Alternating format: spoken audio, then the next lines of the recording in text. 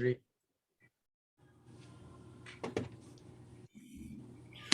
All righty, folks. It is the first of the month, and you know what that means. It's movie night in America. Joining me on Seamen on Film are my esteemed colleagues. We have Phalanx.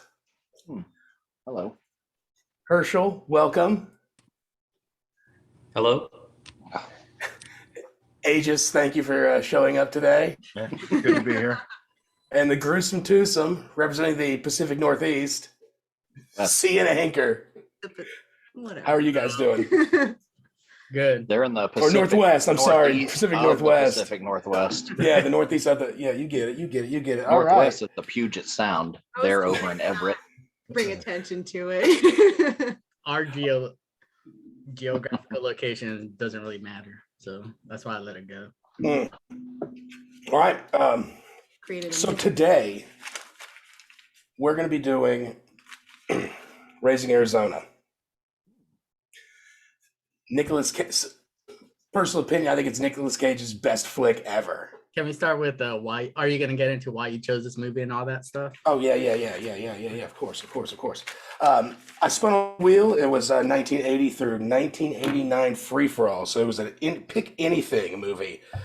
And I picked this one because we had it on tape when I was a kid, and I used to watch it all the time. I love this movie, and not a lot of people have seen it that I talk to in my day-to-day. A lot of people have seen it because it is a cult classic. I know that Herschel's a fan of it, and I'm assuming Phalanx is as well. But it's a 1987 Coen Brothers movie, and it stars young Nicolas Cage. 1987 Nicolas Cage. Let's do some first opinions on it. Sabrina, you want to go? Oh, me first. Well, I have rarely seen, I can't remember a movie with Nicolas Cage that I've been like, I love this movie. And this was pretty fun. So that was I was like, I didn't hate Nicolas Cage in it. So that was a first for me. Thanks for that. This movie came out before I was born too. So I didn't realize that how like actually old it was. So it was kind of interesting because I do hear it come up often enough in when people are talking about movies and especially Nick Cage, because everybody tells me watch Raising Arizona because you'll actually like Nicolas Cage, and I didn't believe them, and I put off watching the movie because of that. I'm glad we could force you to do it this time.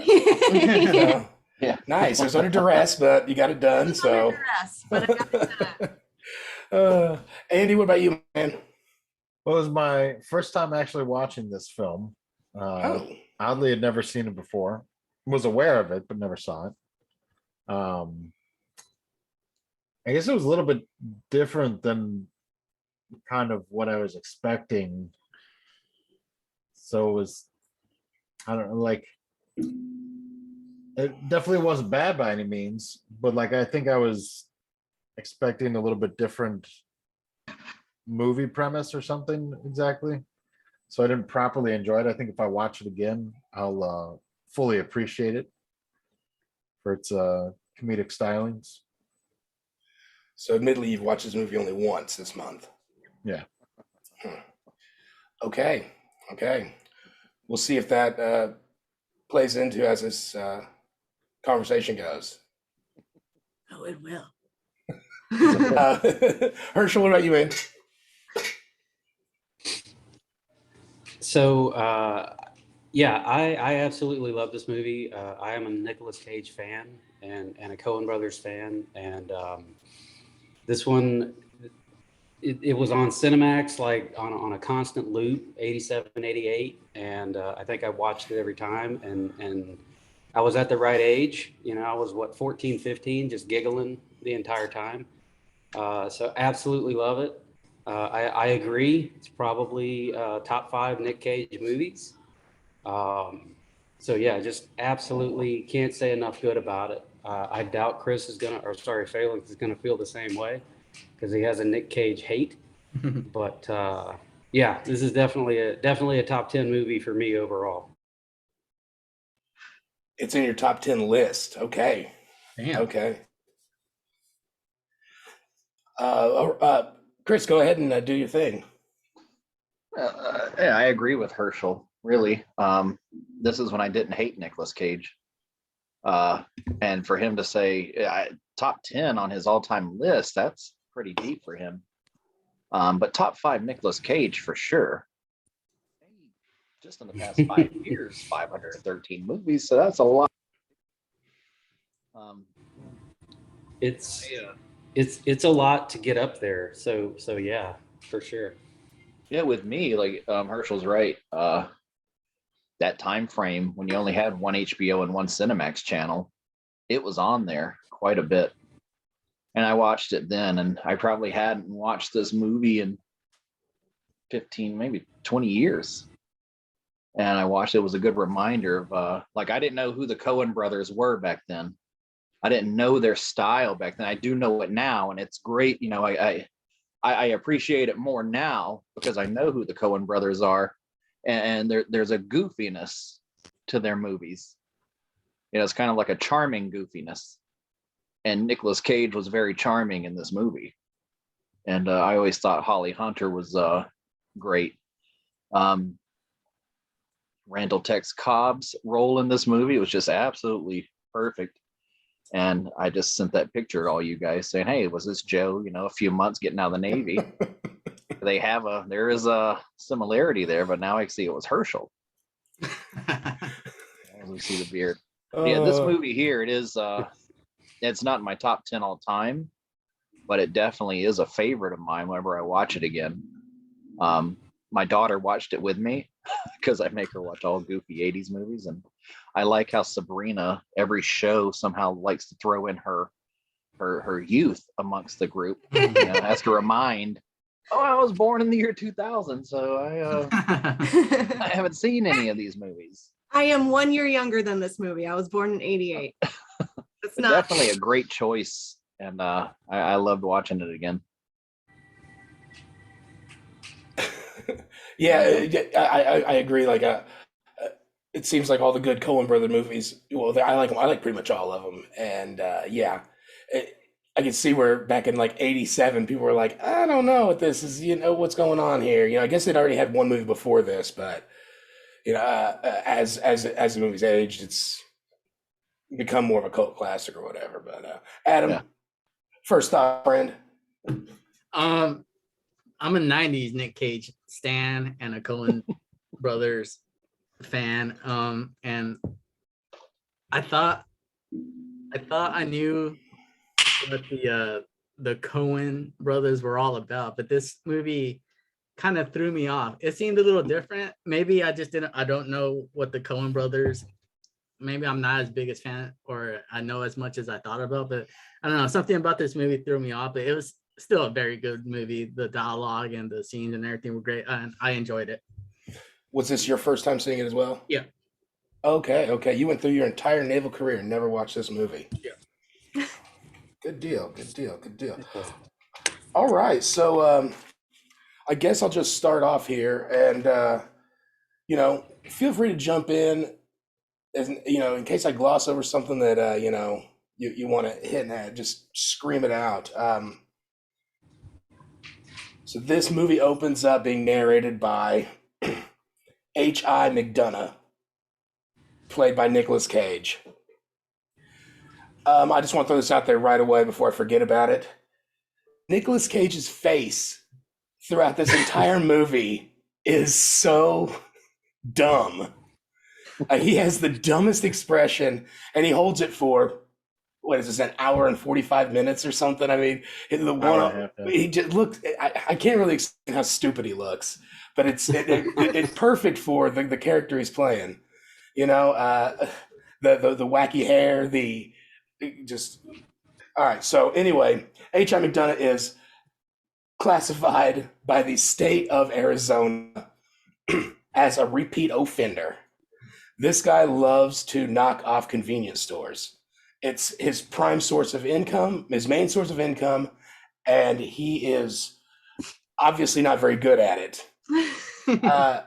He's smart enough to know that you no ammo in the guns. Armed robbery is his thing, but no ammo in the guns because you only get like 12 months in the county jail or the state correctional facility if you don't have any ammunition in it. So he's in and out of the system constantly.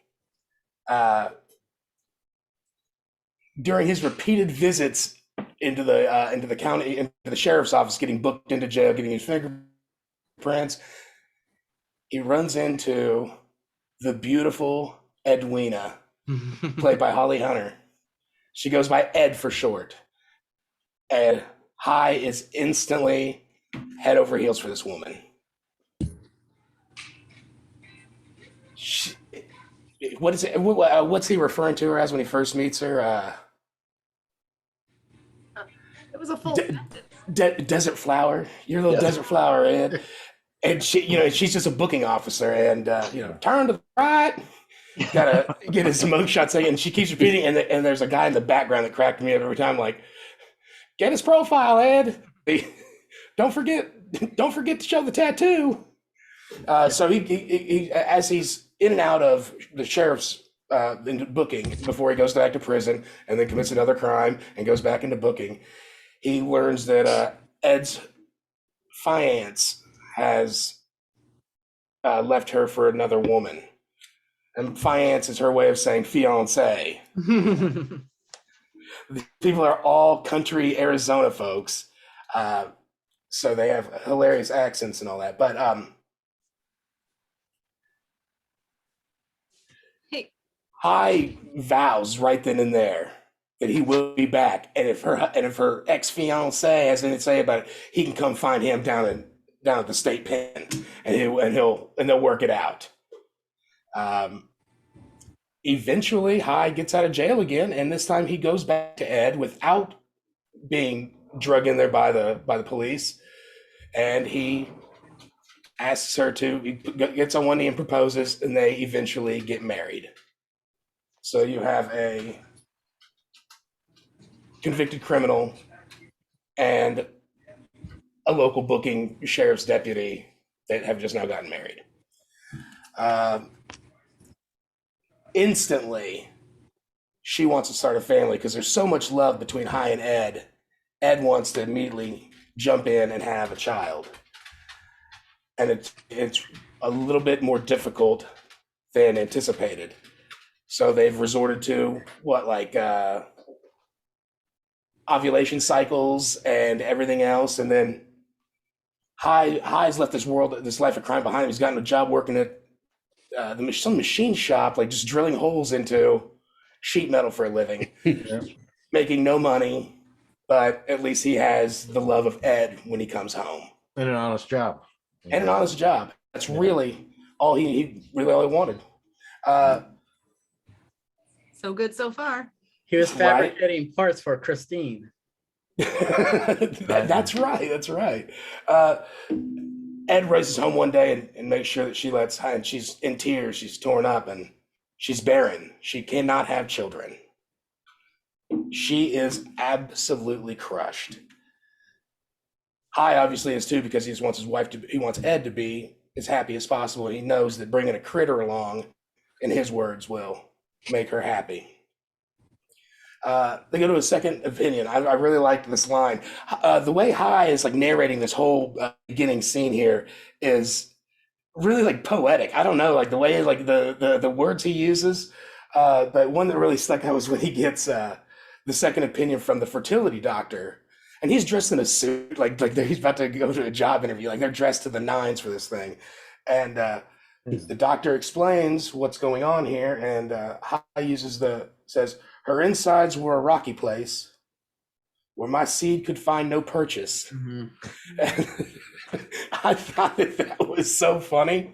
And he's such a dumbass. And he looks so stupid. And then he lays out these quotes that it's throughout the movie. That was just one that I wrote down that really stuck out to me. It was great simpleton metaphors and such. And yes, it works. It's like Chaucer level dialogue, isn't it? redneck poetry. Yeah, it's something magical, and it happens throughout. I mean, it's not just him that does it. There's other characters throughout that say profound things and bigger words than you know they have any idea. It's like we're reading the Reader's Digest word of the day or something earlier. So Ed is crushed emotionally, and she basically just gives up. She's done. She quits her job, and she quits keeping house. So their tiny trailer in the middle of the desert is Literally the middle, like there's nobody around. It's literally the middle of the desert. yeah. That it's like, she just has given up, and now he's realizing that his world's falling apart because she's super sad about this whole thing. Are we having audio issues with me by any chance? No, I have a question. Go ahead. I'm sorry. My computer's doing all sorts of weird activity things. Okay, I'm sorry. Go ahead. Has to do that. I was thinking, how long did they never told you how long this all took for them to get to their settled part of life? And I was just curious if they had said it, or how long do you think that actually took for them to do that? Like a school. Like, yeah, like was it A school love? Like you were. Well, my A school was only 2 months long, so that would have been dangerous. That was plenty long. That's plenty of time. Oh, okay. All right. It seemed like High got most of his courting out of the way in the small interactions that he had with Ed during mugshots. During mugshots and fingerprinting, and he was smooth too. I mean, but once again, High is a wordsmith. He's a smooth talker. I'll give him that. You gotta have that if you're gonna look like that. You gotta have the nice words to back it up a little bit. And hats off to Ed. I mean, she saw all his faults and was just like, this guy is enamored with me and would probably do anything for me. I love this man of mine. So we find ourselves, High is still narrating this at this point. This is deep. This is minutes into the movie. And High is realizing that his life's falling apart because Ed is no longer happy, and it's like draining on him. And he's trying to find some sort of outlet for all of this. And he catches himself driving by convenience stores that aren't even on the way home. So he's getting the thoughts of, I might just want to go back into this life of crime business. Behavior. He's eating at home with Ed, a TV dinner, and watching his 1987 TV with horrible quality, the news, the local news, and a rich family just had 5 baby boys. The Arizona Quints, fathered by Nathan Arizona, owns, what is it? Arizona Unpainted Furniture? Unpainted Arizona. Unpainted Arizona. That's right. He sells furniture. He has a big furniture store selling unpainted furniture. It's about the size of a Nebraska Furniture Mart. What is a Nebraska Furniture Mart? Obviously, it's huge. Okay. I knew somebody would say, "What the hell is that?" What It's does just that mean? it's a furniture place out here in the Midwest. They have this like moment of clarity. Ed looks at Hyde. He's there on the couch, and instantly, Ed's got the formula, or the plan has been hatched. They are going to take one of those Arizona babies, because they've got too many anyway. I mean, they'll, Right. So Gotta spread that wealth, So why should one family that has so much already, and then one family have nothing? Joe's the perfect person to be like synopsising this too, because he's got that slight twang, and he's all Arizona babies. Now, this is what I really like this part of the movie too. When the plan's been hatched, they've got the ladder on the top of the whatever. I don't even know what kind of car that is. I'm not a gearhead guy like that, but You're just in a family station style wagon. It's probably like a 1987, yeah, Vista Cruiser or something. some sort of 1987 station wagon, 4-door, and they put the aluminum ladder on top of Or it. they didn't have a 1987 and a 19. Oh yeah, it was probably. Yeah, you're right. You're right. They were poor, so they probably didn't have an 87 one. Maybe. It's like a 75 Chevy Impala. It's back there. What would have been the Coachmaster or something, really?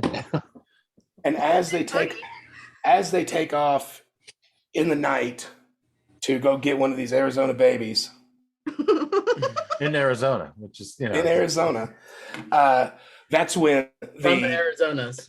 the title kind of comes through, and it says "Raising Arizona," and then you get like the yodeling singing. Ooh, I like that. I like that singing throughout the movie. I did. You get it. I mean, it's a good like 6, 7, 8 minutes into the movie before the title shows up, and then they come blasting hard with the yodeling guy. I liked that quite a bit. So I'm gonna let Adam kind of swing in here. Next scene starts with H.I. McDonough in the bedroom of the Arizona family in the nursery with 5 babies. Yeah. Hijinks are obviously about to ensue. Do you want me to talk? Yeah, about just kind of, I don't know, kind of run through it a little bit, give me some thoughts on it. I feel like I'm doing way too much and you guys aren't doing anything. No, you're fine. You're not asking questions. You're telling us about the movie right now. All right, so he puts a lot. He easily breaks into this bedroom of newborn babies for some reason. I guess home security wasn't available in 1987. Easily breaks into this newborn baby's bedroom, and There's just fucking chaos. Can I join in? Because there's just chaos. well, There's 5 babies. He's trying to pick one, but he's putting them all over the place for some reason. They all look alike. One baby while trying to keep the rest of the babies calm for some reason. Instead of just grabbing one and leaving, though, like it was driving me nuts. But it shows his parental skills, does it not? That It does. He was looking for the best one. Yeah, he was testing the babies, which one was going to cry when he held them and all that. He wanted the easiest one. Yeah. I thought that the baby scene was, I don't know, maybe a little bit too like slapsticky for me or something. I don't know what, I don't know, like it just seemed like it was a little bit longer than I wanted, and a little bit like, I don't know, It's slightly detached. kind of dumb. Yeah. Kind of dumb. I get the whole thing. Yeah. He's like shopping for a baby. There's 5 to choose from. Shit, you want to get the best one. Their names are Larry, Gary, Barry, and Junior. Nathan Jr. Nathan Jr. Yeah. Were they marked in any way so you knew which baby was Nope. it? Okay. And my second comment was like the noise upstairs didn't seem to match the noise downstairs, which that was also bugging me for some reason. What, a baby jumping out of a crib? Yeah. Dude, the baby like dived out of the crib, and I was like, that baby's dead. Like, But it landed on HI. Yeah. He caught him, with his well, back. the other one jumped off the chair. I felt like he was being fairly quiet in such a large house for the parents downstairs to really notice. Right. I just got to point out in that whole scene, one of my favorite, because you're right, it's got a lot of great lines, but when they cut down to the parents, the Arizona parents, and he's on the phone with whatever from one of the stores, and he's talking about, you got no chairs, you got this and that and the other, and hell, I asked my wife, she's got more sense. I thought that was great. Yeah. I've used it on my wife. She doesn't like it. But it just little things like that, man. Like if you're not listening, those little lines in this movie, you'll miss it. Like even in that, the whole baby thing, it does go on for a while, but remember he leaves. He goes back to the car without a baby. Yeah. And she's like, "Oh, what are you doing?" They got more than they can handle. They said so themselves. So it does last a little longer probably than needed. I Go throughout get me a baby. Go get me a baby. You know, you don't come back here unless you got me a baby. And it goes to show that, I mean, like, even though Edwina here is at Woman at of one the point law. was a woman of the law, an officer of the law, Born to uphold the law. she was instantly into let's kidnap a baby. Yeah, I mean, yeah. it's her plan. I've heard Right. baby fever is a real thing, guys. Oh my goodness. I It did was feel it was a bit dramatic and sudden of a turn, you know. I We just painted her as the not really by the book, but just kind of like a straight shooter, you know, no nonsense kind of court, or not court, but police photographer and whatnot else doing that. this And photographer. yeah, That's a real thing. sure she had other duties, but I don't know. That's all we ever saw her doing was turn to the right. It was 87. They You know. probably stuck her in the office doing clerical work. That was a collateral duty, and you know That could have been the year 2000 also, Sabrina. Yeah, The- I recognize that, but for sure it was back then. Yeah. And then I also wondered if John and Kate plus 8 were inspired by the Arizona Quints. And Weren't they from Arizona? I have no idea. Oh. No, I think they were like Pennsylvania or something. Okay. So High ends up going back out to the car. Ed puts the verbal beat down on about Right. getting back in there and getting that baby. High goes back up there, climbs this ladder, crawls back into the window, gets the baby, brings back The best Uh, one. the best one, brings it back, brings Nathan this Jr. baby boy back to the car, and takes off. Edwina is instantly head over heels in love, like this is her own child. I mean, instantly. She's crying, and it's the most beautiful baby I've ever seen. He's like, it was the best one up there. Yeah, it's he's like, he was the cutest or something. What she's like, all babies are cute. He's like, yeah, but not like this one. Or something. High is talking this baby up like he was up there shopping for melons. Even says like the other four are almost as worth this one baby or something. Yeah.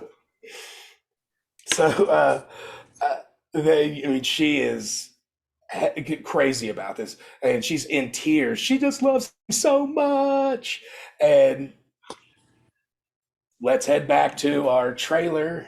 And this is the trailer, by the way. I don't even think double wides existed.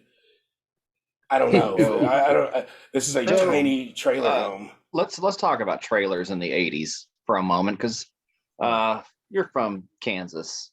You're very proud of that, but Herschel and I grew up in a part of the world where trailers are the preferred domicile. Yep.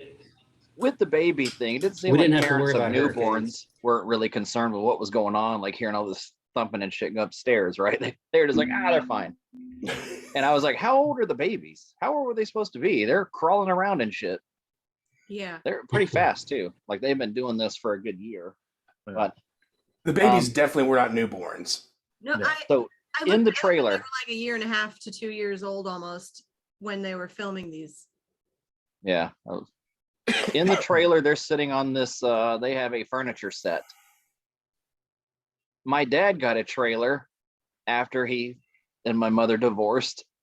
He lived in a trailer park. It's not so bad you live in a trailer, but when you put it in the park, it makes it worse. Because then you're subject to all the things that go on in the park.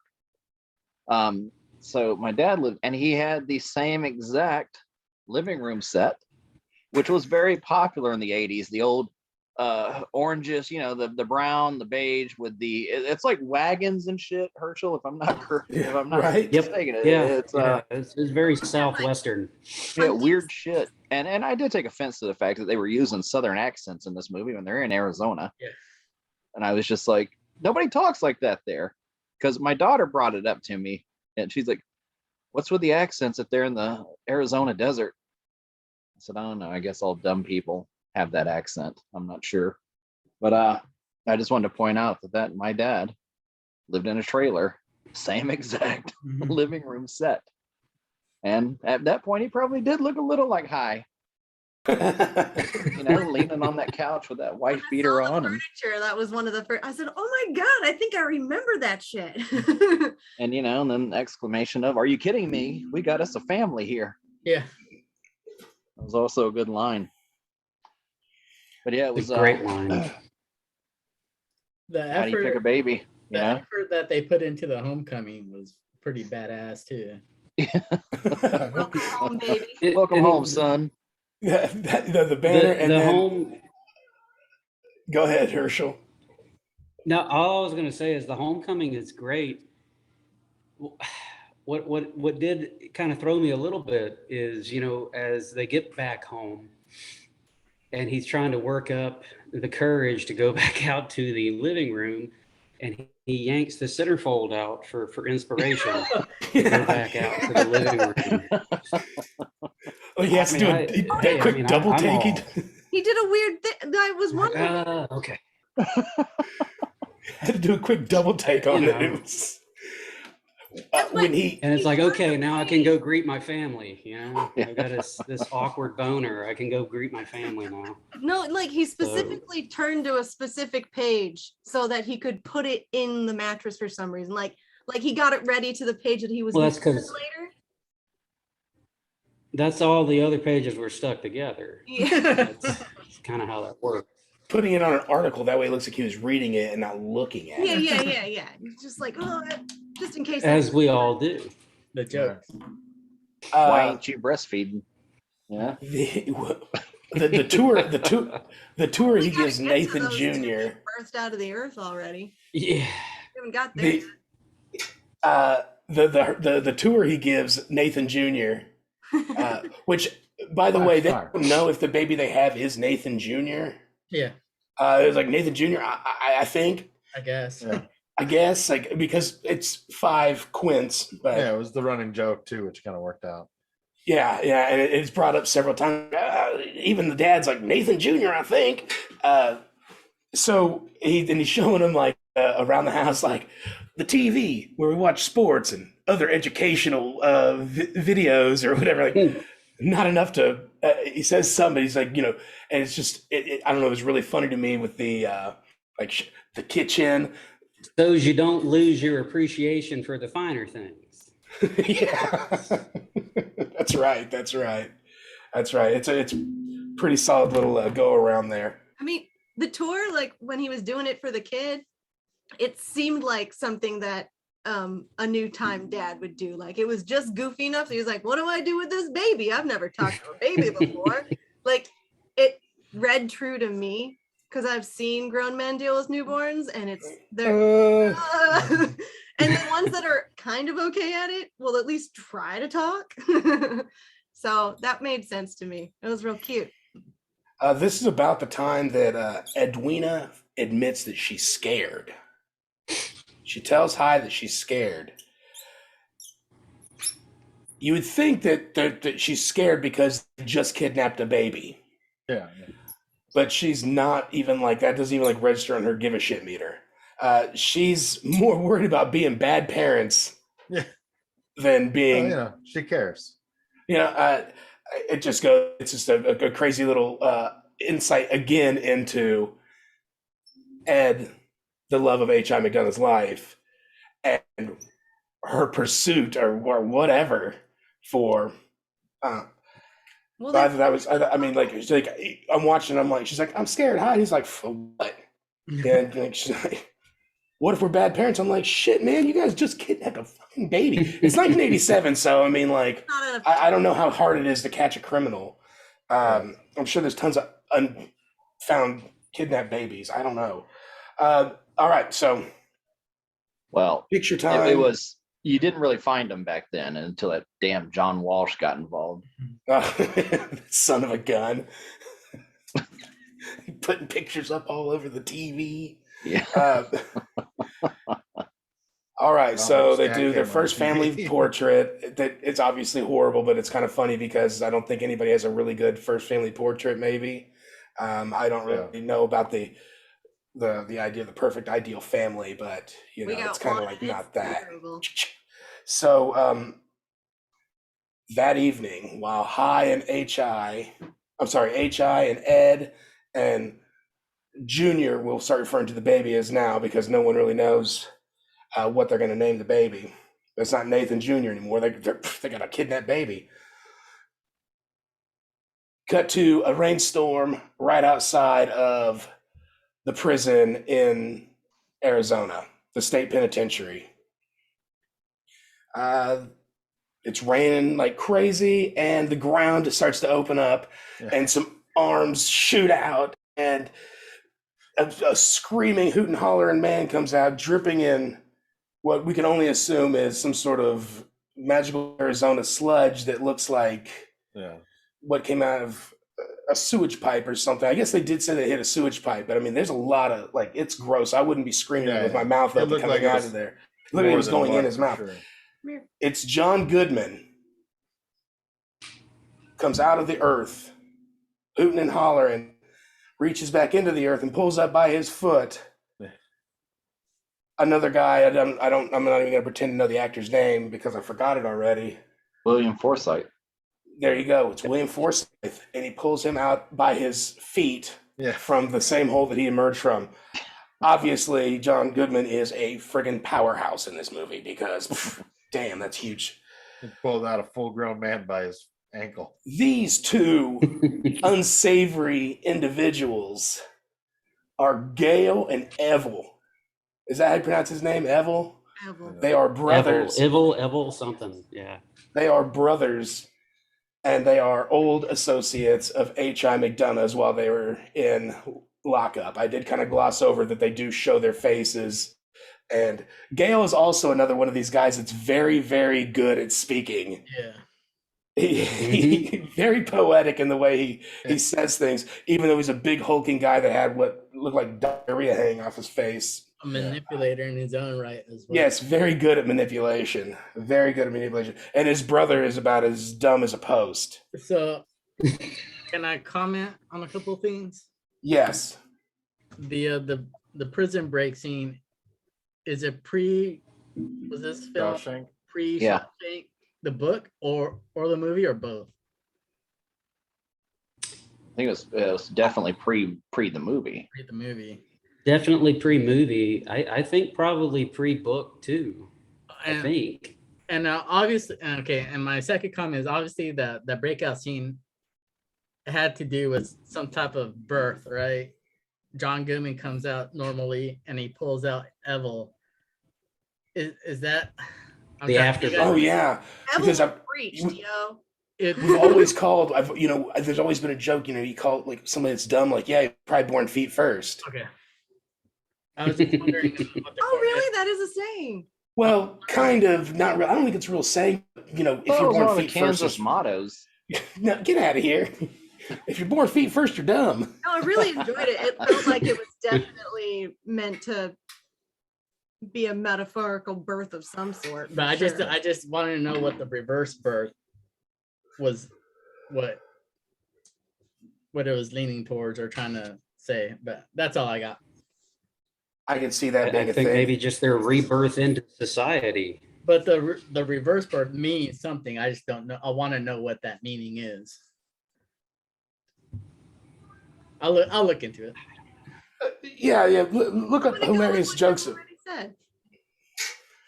I've always had poked fun like somebody for doing something dumb. Like, well, that's something somebody being born feet first would say. I mean, that's the most. Like, and no offense to people that are born feet first. I mean, maybe like a president was or something. I don't know. Maybe this president. Can you be offended by that? I don't know. I mean, it's not like anything you can do about it. Well, I thought if you're an adult, you couldn't be offended. That's what. But to lump them all in together as dummies, I don't know. Anyway, but in the Navy, we determined how dumb some was the time they signed their contract. If it was at the end of the month, they were dumb because the recruiters just had to get anybody in at that point. Like, oh, we got to meet our quota. So, the 29th, nice job, genius. Enter Gale and Evil, and these guys are. Wait a minute, feet first. There's a grimmer explanation of like if you mess this up, you'll be going home feet first, as in they're gonna shoot you dead and you're gonna get carried out. Okay. Sure. So that's just a grimmer version. I just Googled some stuff. Oh, okay. Possibly. I'm just Rimmer. adding it into the barrel. So Gale and Neville have been rebirthed back into society here. Yeah. They hit up the convenience store and are putting massive amounts Pomade. of pomade in their hair. It made me uncomfortable Ah. for some reason. And then he went back for seconds. Go ahead. And then you fast forward a few years and you've got George Clooney looking for Dapper Dan. So Doesn't want fop. it won't fop, goddammit. Dapper Dan man. That is right. I thought about that too because I was like, man, that's funny because nobody's using pomade. I mean, I use pomade because I feel like an adult uses pomade and a child uses hair gel. So I'm a pomade man. I'm kind of not into. I took a nap a little bit for today, but don't worry. Sometimes I look really good. No, sorry. Yes, they're putting an uncomfortable amount of hair grease in. Is there a reason for that? Like, is that a certain class of people that would grease their hair up like that or something? Or was it just, Yeah, speak They're to us, called 80s guys. greasers. yeah. Yeah, like not grease lightning greasers. Right. Oh, Oklahoma outsider greasers. Yeah. Correct. Okay. 2-bit soda pop and dairy, Kind of. All right, so after Gale and Neville grease themselves to infinity and beyond, they get in a car you assumed is stolen, another station wagon type looking vehicle, and they take, go ahead, Herschel. Can I just point out one thing? Because I think you're glossing over just a little bit.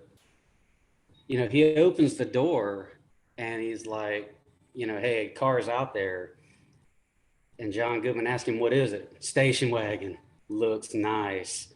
And John Goodman, he's like, oh, this is the one we've been waiting for. Like the station wagon, it's the Mustang of getaway cars here. They were really excited about the station. Well, it's low profile. He really was. I just don't want you to gloss over. You're how right. I excited did. they were. I already made a big deal about the other car earlier, and Did you drive one in Roseanne? But please continue. now you have. I think that the next scene is actually H.I. McDonough's first dream he has, where he narrates again in the story. Again, it's poetic as all get out. And he sees what I'm assuming it to him, because he doesn't know who this character is at this point in time, but I guess what he perceives as possibly the devil. The Lone Rider of the Apocalypse or some shit like Yeah, that. the lone biker of the apocalypse. And not only that, but I mean, he had 3 or 4 other very descriptive, and I didn't write those down, and I'm kind of kicking myself now, but they were also very, very descriptive, very poetic for a guy of HI's education, limited intellect.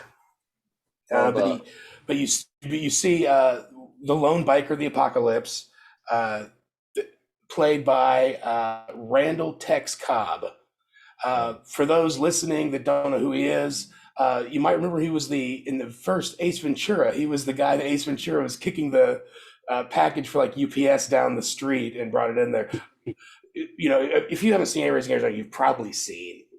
So I'm just kind of give some correlation there because no one really knows who this guy is. Chris, I know that you have a man crush on Randall Tex Cobb, so I'm going to let you go on for a couple of minutes here if you want to break down Randall Tex Cobb as a person, and go ahead. Randall Tex Cobb, former classmate of an old friend of mine's mom in high school in Texas. I was in CWIS C school with a guy named Scott. Willis and his mother went to high school in Randall, Texas Cobb. He was a boxer. She said he was very popular in high school, football player and all that, of course. But he became a boxer, and he's kind of always played these weird, eccentric characters, except for in a Miami Vice episode, or I think it was a two-parter, where he was training a boxer, I think, and then ran afoul of loan sharks or whatever, people that were trying to fix fights and ended up getting killed. But Randall Tex Cobb, because of this movie, is why he's one of my favorites. And if I watch her, I can always say, oh, there's Randall Tex Cobb, because he'll just have a bit part like in Ace Ventura as the dog napper. But it was this movie as the warthog from hell, as Edwina called him. Give me that baby, you warthog from hell. And I just thought that was one of the funniest lines I'd heard as a 10-year-old kid. Oh yeah, and he's sitting there looking like that, all greased up with that beard, and they had those like bright blue eyes. And his character fits perfectly into the Last Action Hero universe. Yeah. He all of the dream sequences and all of the the flashes to his character approaching something. If he's on the motorcycle at night with the blue flames, coming out of the exhaust, every time he's sniffing or whatever it is, because he's a bounty hunter. And I liked all of those little flashes to him.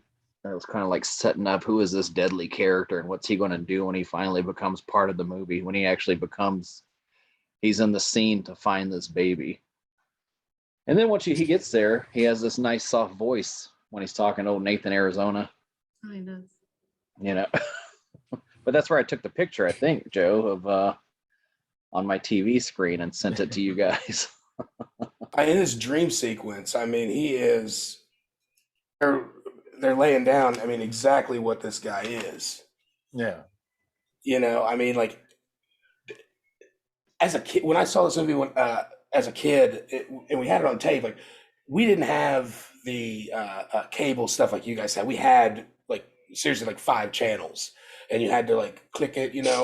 There wasn't the city cable hookup. We lived out of town, so movies were a big piece of like just getting something different. And so I watched movies all the time, and we had this one and watch it. This guy was the scariest looking dude I had ever seen in my childhood life. Like I said, growing up, like I watched this movie a ton of times, but man, every time seeing a guy like Randall Tex Cobb is one of the scariest bad guys in this thing. What? You were actually scared?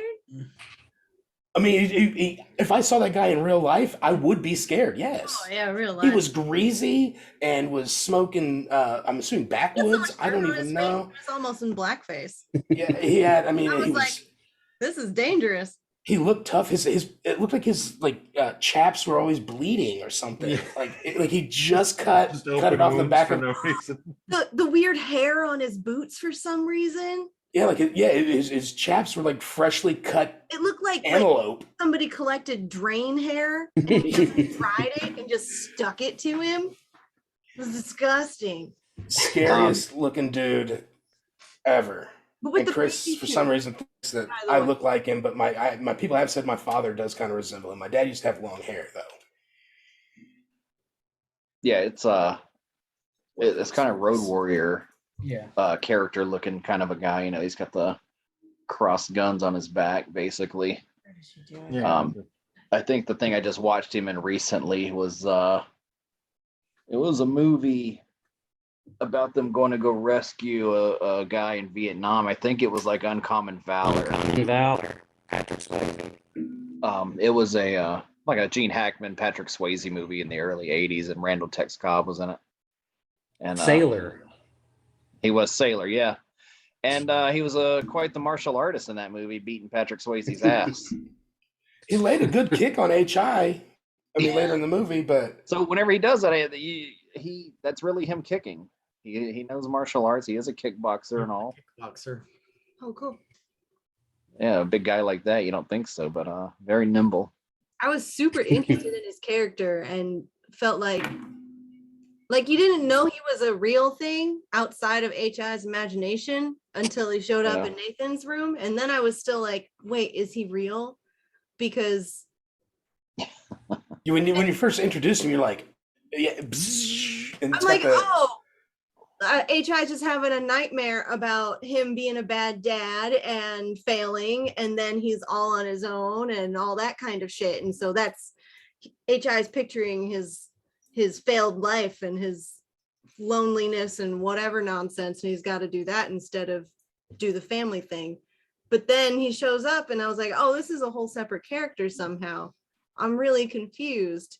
And like that character was never really explained. Like I have a lot of questions about that guy. Well, his name was Leonard Smalls.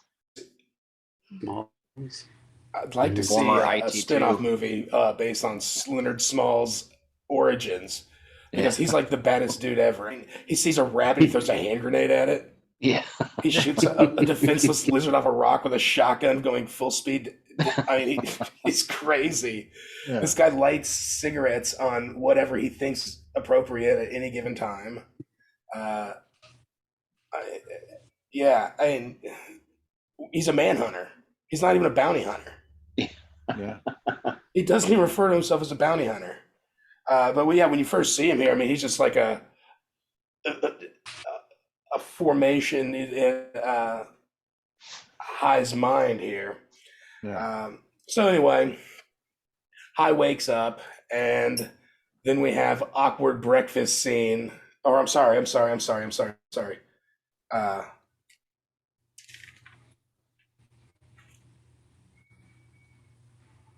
that when In the middle of they wake up, or is it they wake up and then that's when Gail and Neville show up?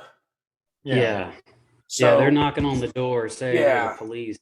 Yeah, so banging on the door wakes everybody up, and hooting and hollering, "We're the police," blah blah blah. It's Gail and Neville, and they're fresh out of prison and have nowhere to go. Yeah. It's interesting that they were able to like immediately locate HI. You know, I don't know, maybe he's always had that trailer or what, you know. He probably wrote them letters or put money in their commissary or something, maybe. Yeah. Oh, yeah. Googled But it. also I found it interesting too that Ed, you know, minutes ago in the film has no problems with stealing a baby, but we can't be harboring you know, fugitives here in this house. Well, I We have guess a that's when baby. you start stacking charges, and then things get really hairy in the justice system. True, but still. Yeah, I mean, as long as they're in that trailer and nobody bothers them, then they might be able to get away with this whole stealing a baby thing. Once like wanted criminals start showing up, it becomes an issue. Plus, they're bad influence on HI. Oh, instantly. You do get some more colorful, you know, poetic dialogue when they're having that little bit there, you know, with so you busted out of the joint. No, ma'am, we released ourselves our own recognizances. Yeah. We felt that the system had nothing left to offer us. A little Aaron Rodgers truth telling. God dang, he's cute. Yeah. Yeah, so I mean, you've got High and Ed here holding a kidnapped baby that's probably been in their care for, I'm assuming, like 6, 7, 8 hours, if that. And now Gail and Neville have shown up, and they're just out of control criminals anyway. They're messy and they're gross and they smell like shit, because during their escape they managed to ding up the sewage pipe and got doused in human waste. So they've got a shit ton of pomade in, so they at least kind of look good. Yeah. I want to ask about that. So we know Shawshank in this movie, they escape through what is supposed to be shit pipes, supposedly. Can you breathe in a shit pipe with that methane in there? How how long do you think oxygen is available? And this, we should probably have an HT on to ask them. You know, How but, much shit can you breathe before you die? Septic shock before you would pass out, I think. And it's not straight shit. You gotta push it through with actual water. You're not pushing shit through with pee. I know. Septic shock for sure, because like when I was living in the barracks, there was actually like a roommate of mine whose tub backed up, and they were really bad about fixing it, and like I don't know, something went really haywire with the plumbing, but a bunch of like basically human waste came back up into the tub, and like she ended up she was trying to clean it up, and she ended up getting like poisoned and got septic shock just from it getting into her system somehow. I don't believe that, because when it happened to us in the showers, we would just have to stomp it back down into the drain with our That never happened. Their shower shoes. At least it never happened to me. I only did 6 years though, so I mean, you old timers, you guys did a lot more shit stomping days than I have. Look at Herschel. He looks like he did 27 years. Oh man. Look at that baby. White hair. All right, so everybody goes to bed. Ed does not want these two knuckleheads in the house at all. Yeah. They gotta go. And She's drawing the line. and they're criminals, and this is the line in the sand, like, get these boys out of here right now. High being manipulated by Gale, which is kind of what happens to High anyway. It seems like he's kind of easily manipulated. You know, He's in a high stress situation right now. He's trying to turn over a new leaf, and then these dudes come in and they start to drudge up all like there are not always perfect parts about being in a relationship with a new baby, and they just bring them all up and act like she's gonna ruin his life. I remember real upset about that.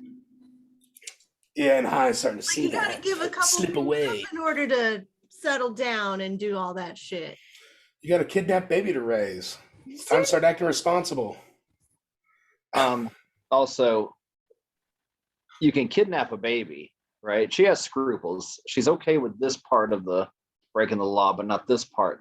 But that baby's going to grow up, right? And I'm pretty sure Nathan Arizona is going to have his kids in the commercials, and he's going to start saying, "I look just like those fucking Arizona kids." They're all twins, because this happened in real life. I don't know if you guys know that, where these triplets were separated, and then they somehow found each other. Weirdly, ran into each other because somebody would say, "Hey, I know a friend who looks just like you," and they found out they were triplets. I've found heard of each that other. story. So I think the same thing would have happened here in that little dusty town. I don't know if they were how big Phoenix was back in the day, because they did mention they were in Tempe, so It's really funny seeing Aegis over there walk through the Universal Studios. Oh. Like, I was like, what am I watching? Creeping around. Some sort of ghost thing happening. it was Right. like the word universal was like right around his waist. I was like, It was like just in and out, like he was phasing through a wall. All right, so they make it through the night, and then they have awkward breakfast with Evil and Gale eating the absolute shit out of some Frosted Cereal. Flakes. Or not even Frosted Awful good Flakes. cereal Flakes. flakes. Awful good cereal flakes. Mrs. McDonough. So, Sugar. They put like extra sugar on top. I remember my mom would always have like the sucralose and the sweet yeah. and low. She insisted that sweet and low was better than regular sugar, and we'd always be opening those packets on top of our cereal for some reason. I remember Didn't one of want my to get friends, one of my friend's mom He has says, diabetes now.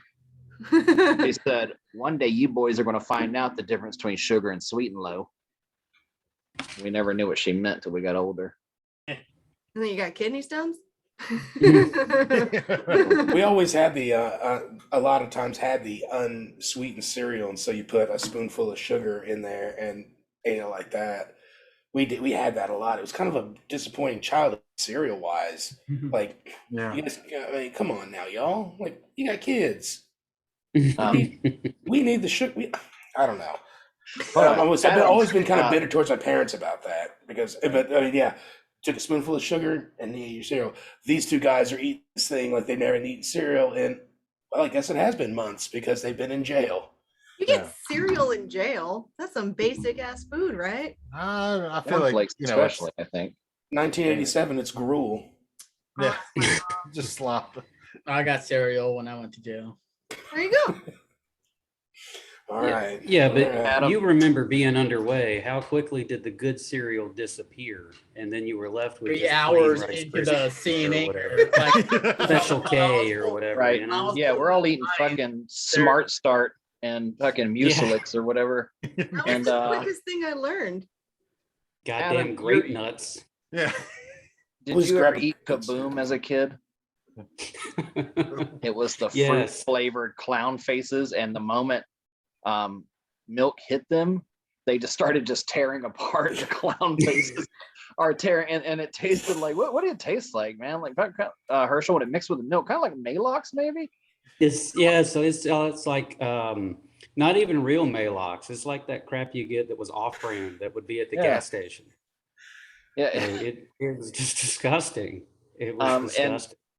maybe it has something to do. Cornflakes were invented by Kellogg because he ran like an insane asylum or something, Yeah. and he invented the cornflakes to feed them.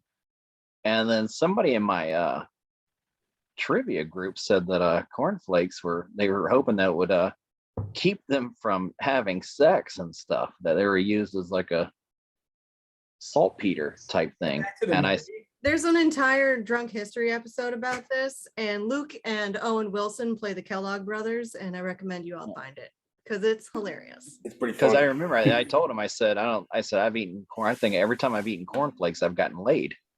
And if I did put sugar on them, then I ended up waking up with a dude, and that was weird. Now Oh, jeez. That's a really weird aphrodisiac. Yeah, it was a weird thing. I was like, I didn't know. I knew it was made for institutionalized people. But yeah, the eating of the cornflakes and staring at her while she's bottle feeding Nathan Jr. and they just look at her with milk and cornflakes in their mouth and saying, "How come you ain't breastfeeding?" You appear to be capable. Yeah. Yeah, I wasn't sure what. I mean, there was a lot of implications. Tiny. Well, they just got out the joint. You know? Yeah, just got out the joint. There were like They 5. didn't know about the magazine take under the that. mattress. The usual teenage hiding spot. All right, so during this breakfast, Ed makes sure that HI kicks these guys out because they've got real company coming over later that night or later that day. Decent friends coming Decent over. friends coming over. Right. It is H.I. McDonough's boss down at the machine shop. So Glenn shows up with Dottie. And Glenn is a loudmouth. I don't know. He's kind of a shithead. Yeah. And, White boy. and he's worse than that. He is the everything that you would hate about having a boss, but then having to like pretend to be his friend, so that you can like try to maybe someday hope for some sort of raise or something. It's awful. He's horrible. And then you also see Glenn's kids. Glenn loves the kids. Glenn and Dottie love children. That's why they're there anyway, to see the kid that just kidnapped less than 24 hours ago. Yeah. They're showing him off to obviously the first person that shows up in my head, my boss. Yeah. Well, obviously you want to like, I guess there's two ways to look at it. You could either be like, we either need to solidify the story that this is our kid, so we need to, establish that history, so to speak, as early and frequently as possible, or like the last thing you should be doing is showcasing stolen merchandise. Well, he's got to befriend this guy so he can get promoted and he can get paid better too. So you invite your boss over to dinner so that you can show him like all the things you have in common and really entreat them. So that's how I took this was happening. Like they were trying to buddy up. So but then it got a little too buddied up. Now, and then you also see Glenn's kids, and your first glimpse into Glenn's kids. Like I said, Glenn, what do they got? 5 kids, 4 kids? They are beating the brakes off of HI's car with like sticks and clubs and everything. Quick pan to the kids. Quick pan, like, hey, come on, kids. And then there's a quick pan. And then How fast they must have done that. Like they got out of the car, knocked on the door, and then you turn it like that was like they had 60 seconds to get out of that car and be all over it and just destroying things. Glenn has the worst kids I've ever seen in my life. I would just start. I don't know. Like, I respect a person's right to raise their kids some way. And then there's like my house. Those are the kinds of people who just have children because they want to have children. They're not doing it. Did you see the one kid that had a bandage over her eye running around? Yeah. The one kid just whacking everything with. Procreation's sake is not worth Kid's it. got a piece of charcoal and he's writing fart on the wall. Yeah. And he was the smart one. Yeah. And Well, Glenn's proud of it because he knows his ABCs. Yeah. Oh, these kids Everybody are has. that. I noticed Glenn's wife, and something about her face struck me, and I said, "Oh my God, it's Frances McDormand, who is a Coen Brothers movie regular since then." oh. Mhm. And Yeah, I she's just said- married to one of them, right? I don't know, maybe, but I was looking. I said, "That she looks familiar," and then it hit me. That's Fargo. Say what you will Cat about. Award runner, yeah. Say what you will about Glenn being a shitty father, being a terrible boss, being an obnoxious person. Oh, yeah. That man had solid Polish jokes for days. Yeah. Right. I was like, I haven't heard a dumb Polak joke since the 80s. Let it be known the man could tell a joke. Just the one. You gotta get him that first one out of the way. Oh God, Glenn's jokes were terrible, but I loved them. I thought they were. I was like, man, really a Polish joke? I at the end of the movie when High's talking about him when he's pulled over by the cop and he tells the Polak joke and it shows the cop's name. Cop's name was Kowalski. Yeah. Oh yeah. The Coen brothers did that as an ode to Kowalski from Vanishing Point. Yep. Oh and, really? It's my Not grandmother's. lost on me. It's my Not lost on grandmother's maiden name, and then Hitler made her change it to Kowal. Oh. So she has a second birth certificate when she was 15. Huh. Her new name, Kowal. I was like Kowalski, and I started laughing at that. But yeah, the Polak joke. Sabrina in the 80s, Polacks were, anytime you tell a joke about dumb people, they would tell a Polak joke, which is, they're pretty much now banned. Can't say those anymore. I've heard that there were such a thing, but I've not. Yeah, they one time tried to fly. They one time made a space flight to the sun, but it was at night.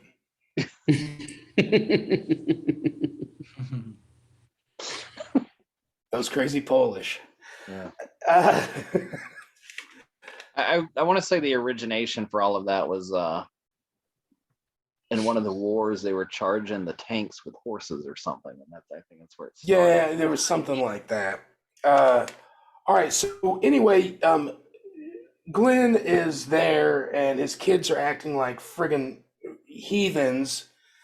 His wife is just going absolutely crazy with her wild ass, just like, you have to do all this shit for the baby stuff. Like, oh, you got to get a bank account going. You got to get the what was the shot? The dip tet. Dip tet. You had to get the dip tet shot. I mean, your kid's a ticking time bomb. I mean, like, at any moment, all this shit could go down, and everything was an emergency. She was pretty The obnoxious. baby's 2 minutes old and you're behind the curve. Yeah. I mean, you couldn't do things fast enough, in her opinion, and so she's got Ed I feel stressing out like about. that's a real thing on moms though. Say again? That's a real thing on moms though. Like every new mom I've met, Oh, they're just constantly being like, and I've got plenty of new mom friends right now. They're just everywhere.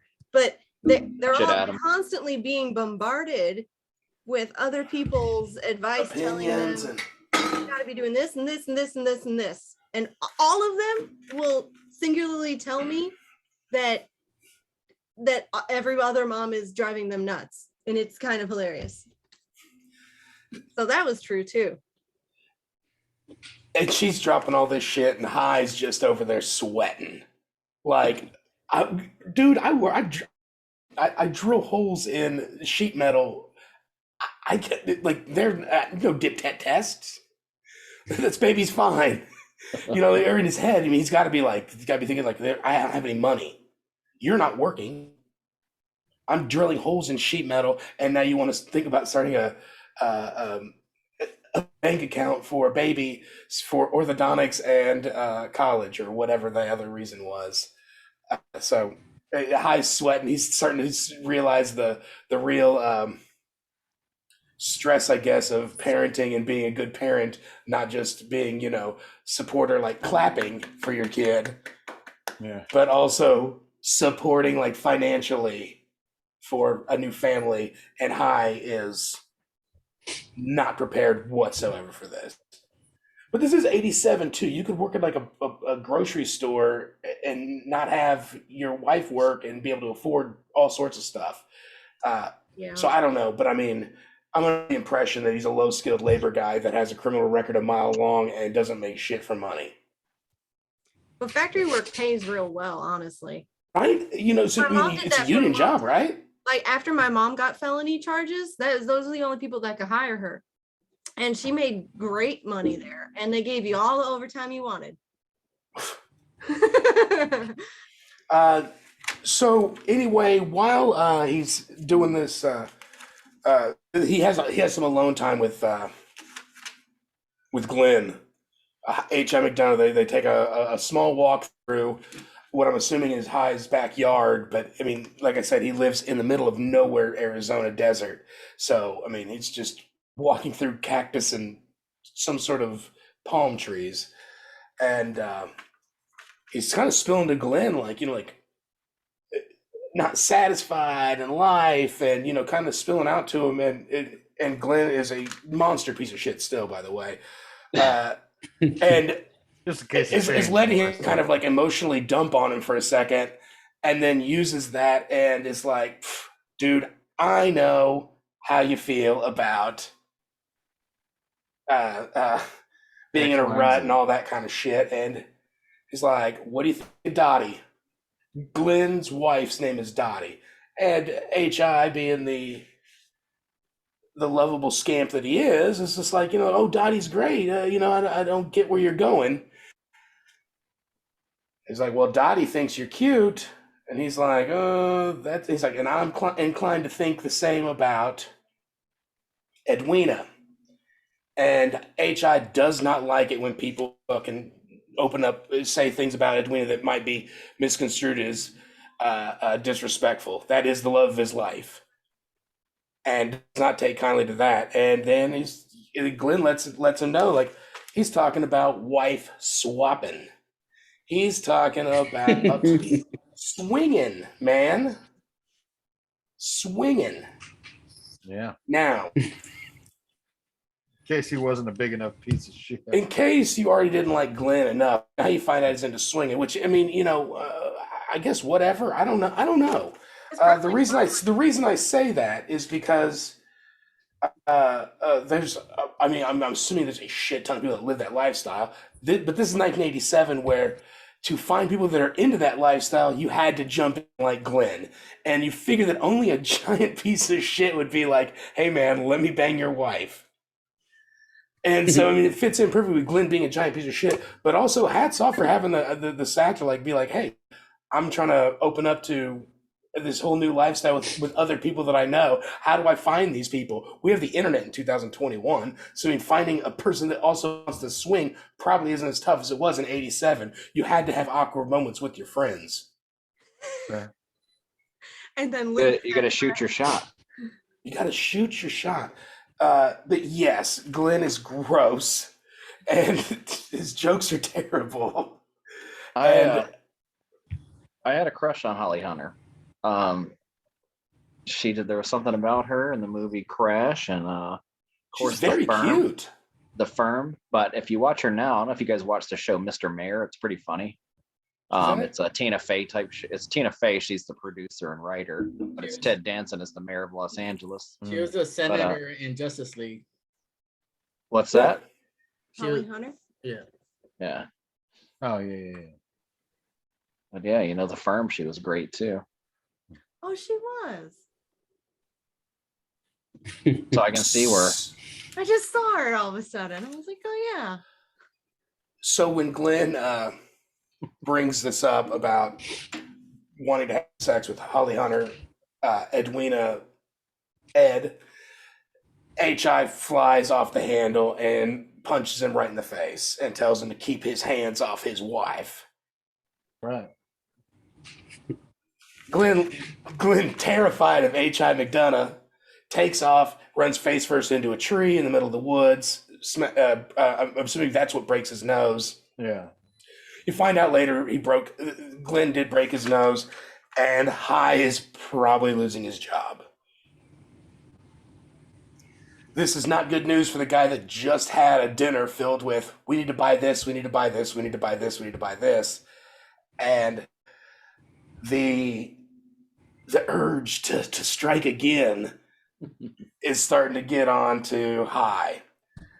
Stick to what you know, man. I love that Stay in your lane. conversation because he refused to tell Ed what actually happened for some reason. Like he was Because I thought that was like a really like like, why is he took a lot of pressure on that to because he didn't want him to. I don't think that he wanted her to know that. I think he had so much respect for her. He didn't want to explain to her that that's what that dude was implying. Like for this douchebag because she now thinks that he's just that High is like. And maybe also on top of that, in case he doesn't lose his job, she doesn't be like, "You got to quit that job." I don't know, but I thought he was doing it more of like a protecting her from having to listen to that kind of like trash conversation shit. It's just too noble. Too noble. Which is good for him, but. So yeah, she does. Like as High's driving to the convenience store to pick up some diapers for their new baby, and Edwina's in the car, and they are heading to a convenience store. The usual. And High is getting the third degree from Ed about punching his boss in the face, and he runs kind of some cover for him about it. Fast forward, pull into the convenience store, and High is in there, and the sickness overtakes him. He grabs off the shelf a pair of pantyhose. He grabs some Pampers, and he pulls his gun out of his waist.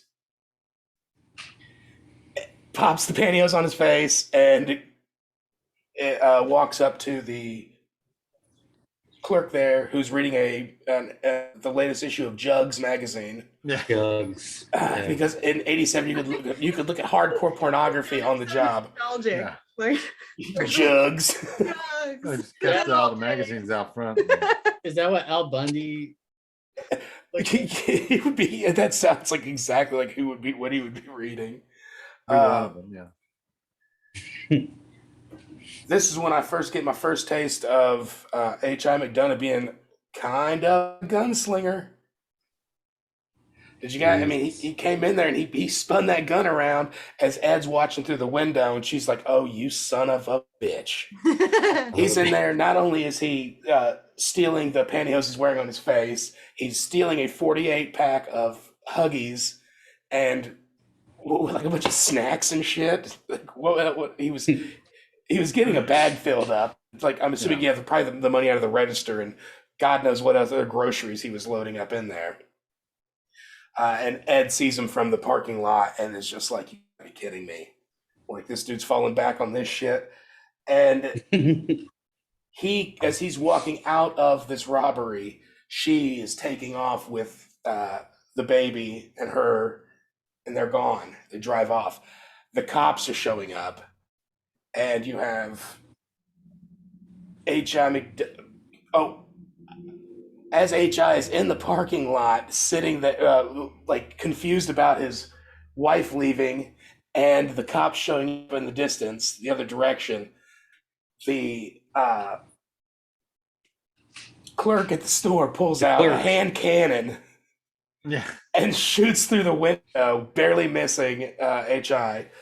And H.I.'s now got a battle on like 3 fronts. He's got to figure out how to get back to Ed. He's got these cops, and he's got this maniac, teenage, pimple-faced, jugs-reading clerk firing 357 magnums at him or whatever it was. I mean, H.I.'s got a bag of groceries and some Huggies, and he has to take off. And obviously hilarity ensues because you've got a guy on foot that's as dumb as high who's trying to steal Huggies.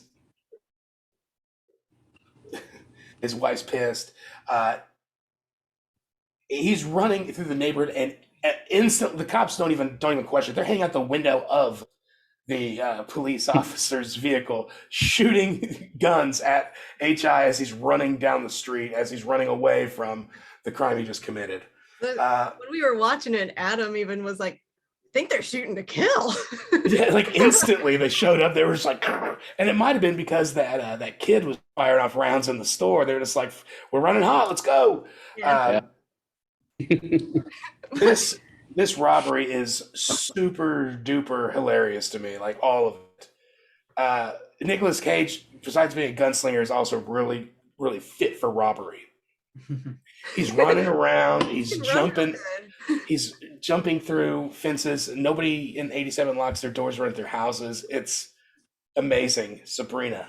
The bit with the dog, like when he jumps in the yard, I was like, oh, there's gonna be a big dog there. And then I thought, was this the first time they did that bit? Because this is classic now. And I don't know when it started. The chain just gets tight enough, like an inch from his face.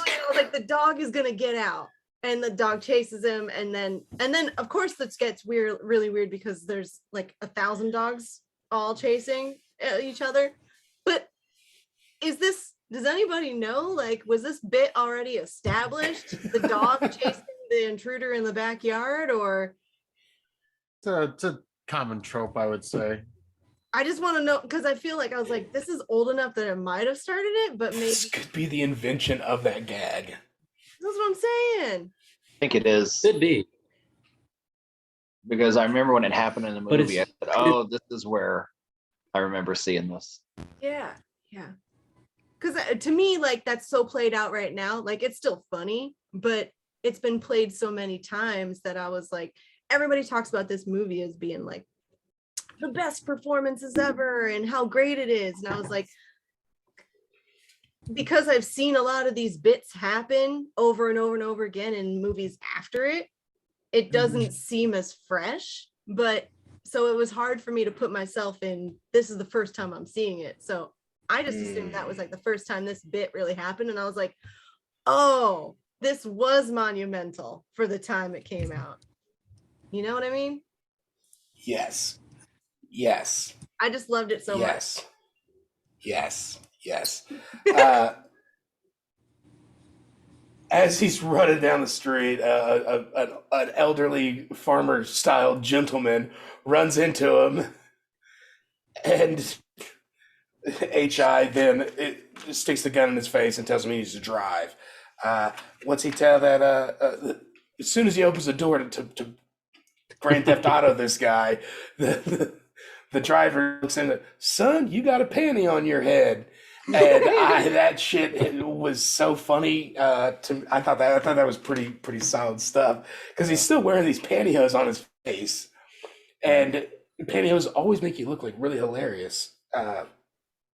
So it's obnoxious and it's high, screwing this whole robbery up. But I mean, at least as it's getting screwed up, he's like trying to work this whole thing out to figure out how he's got to meet his wife somewhere. He's got to get away from the cops at some point. And during this whole thing, the gun's going off. Ed does hear all of this as she's driving the baby somewhere, and then she's hearing that she has a change of heart, and she realizes she's got to go back and get high. So she whips the car around and drives towards, God only knows, highs everywhere. Yeah.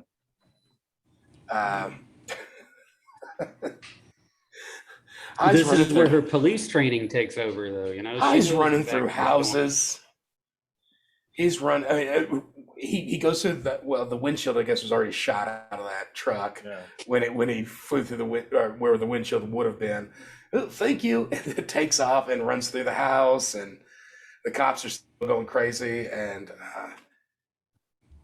eventually, he does. He meets back up with Ed.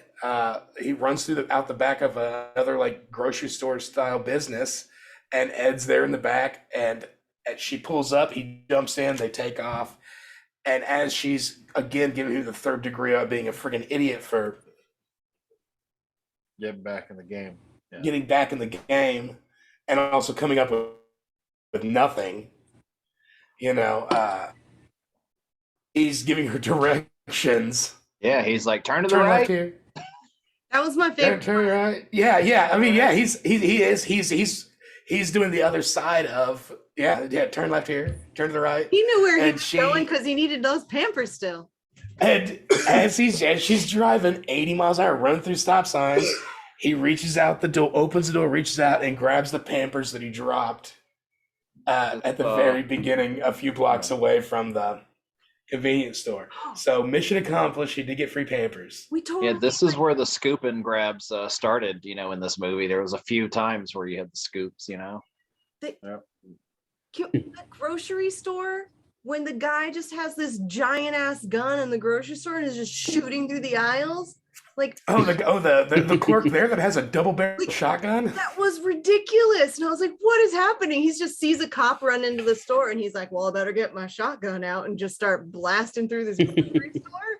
1987 was a lot closer to the Wild West Loosely the than Wild 2021. This was Yeah. the Wild Wild West. I was like, this is insane. What There's a lot of people packing heat in the Arizona wilds.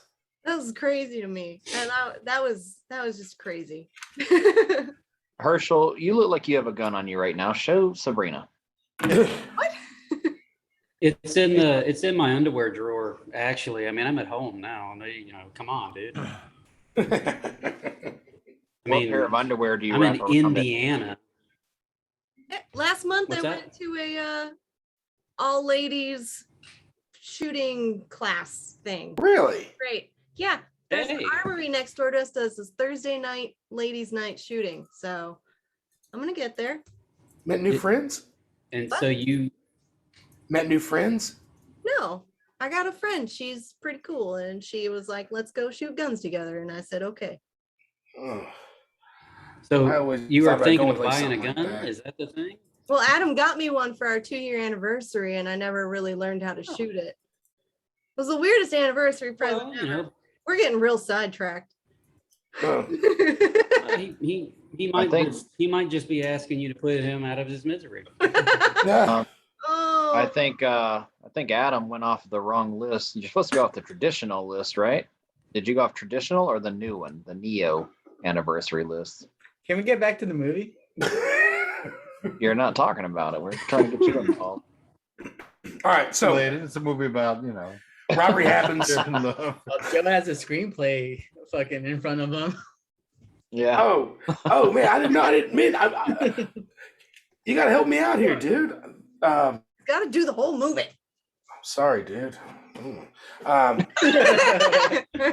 right, so robbery happens. They got to go back. They go back to the house, and Gail and what's his name, Evel are there, and it is time for them to go. High is falling back into the bad habits. Go, dude. Ed is putting her foot down. She goes to bed, and Gail and Evel then tell High about the plan to rob a bank in nowhere, Arizona, that at the end of the month, all the money comes in from the farmers' subsidies. Yep. flush with cash, only 1 day a month.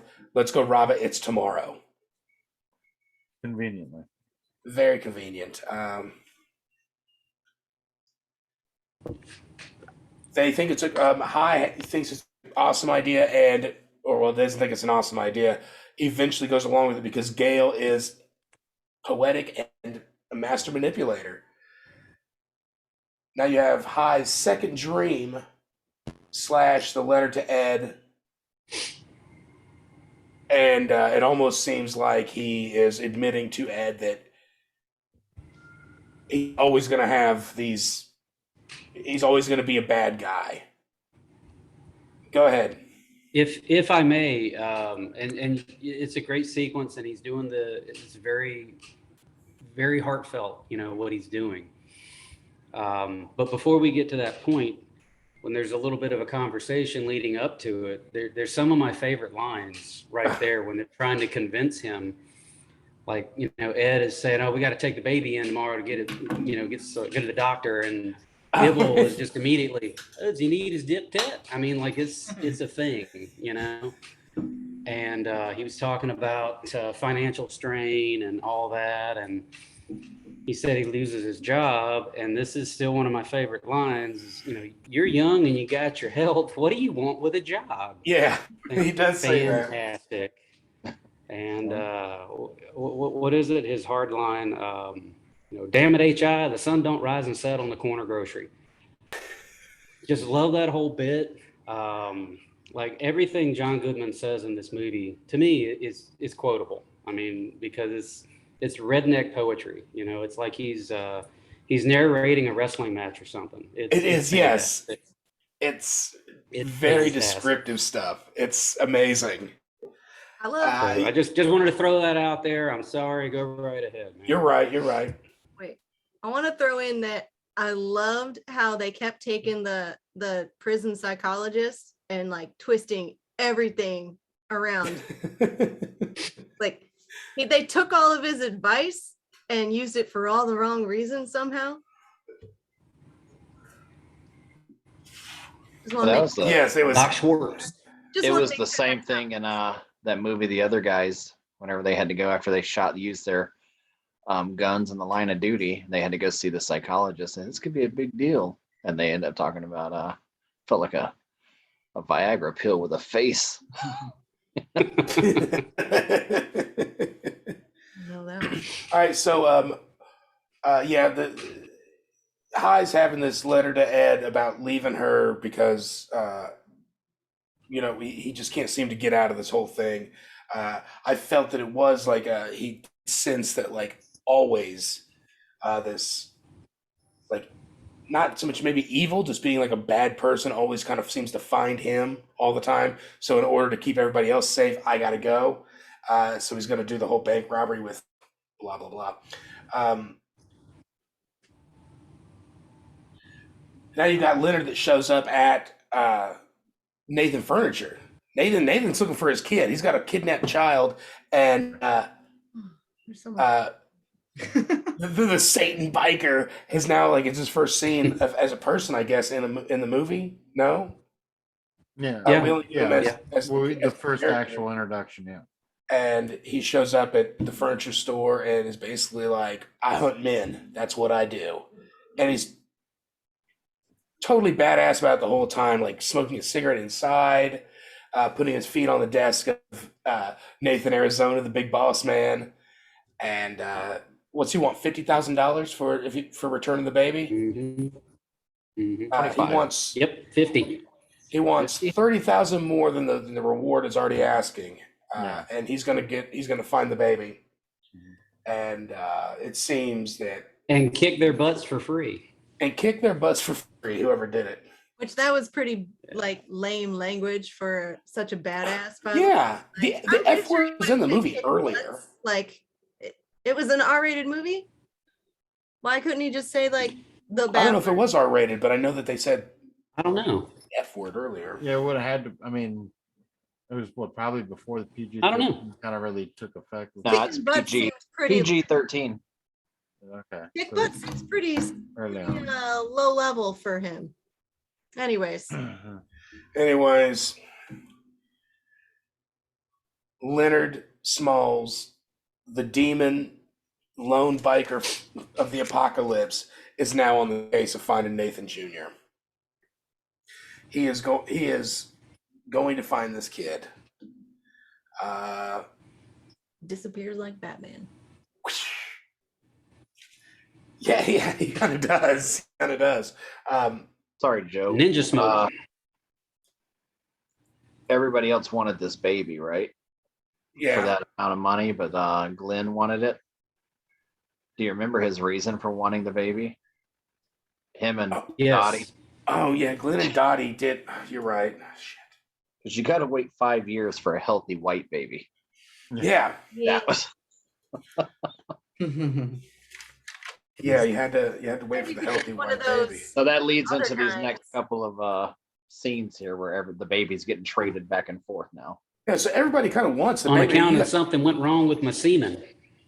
Yeah. Glenn has semen problems, and he's pissed about getting punched in the face by High, and give us that baby that we know you kidnapped, or we'll take it to the authorities.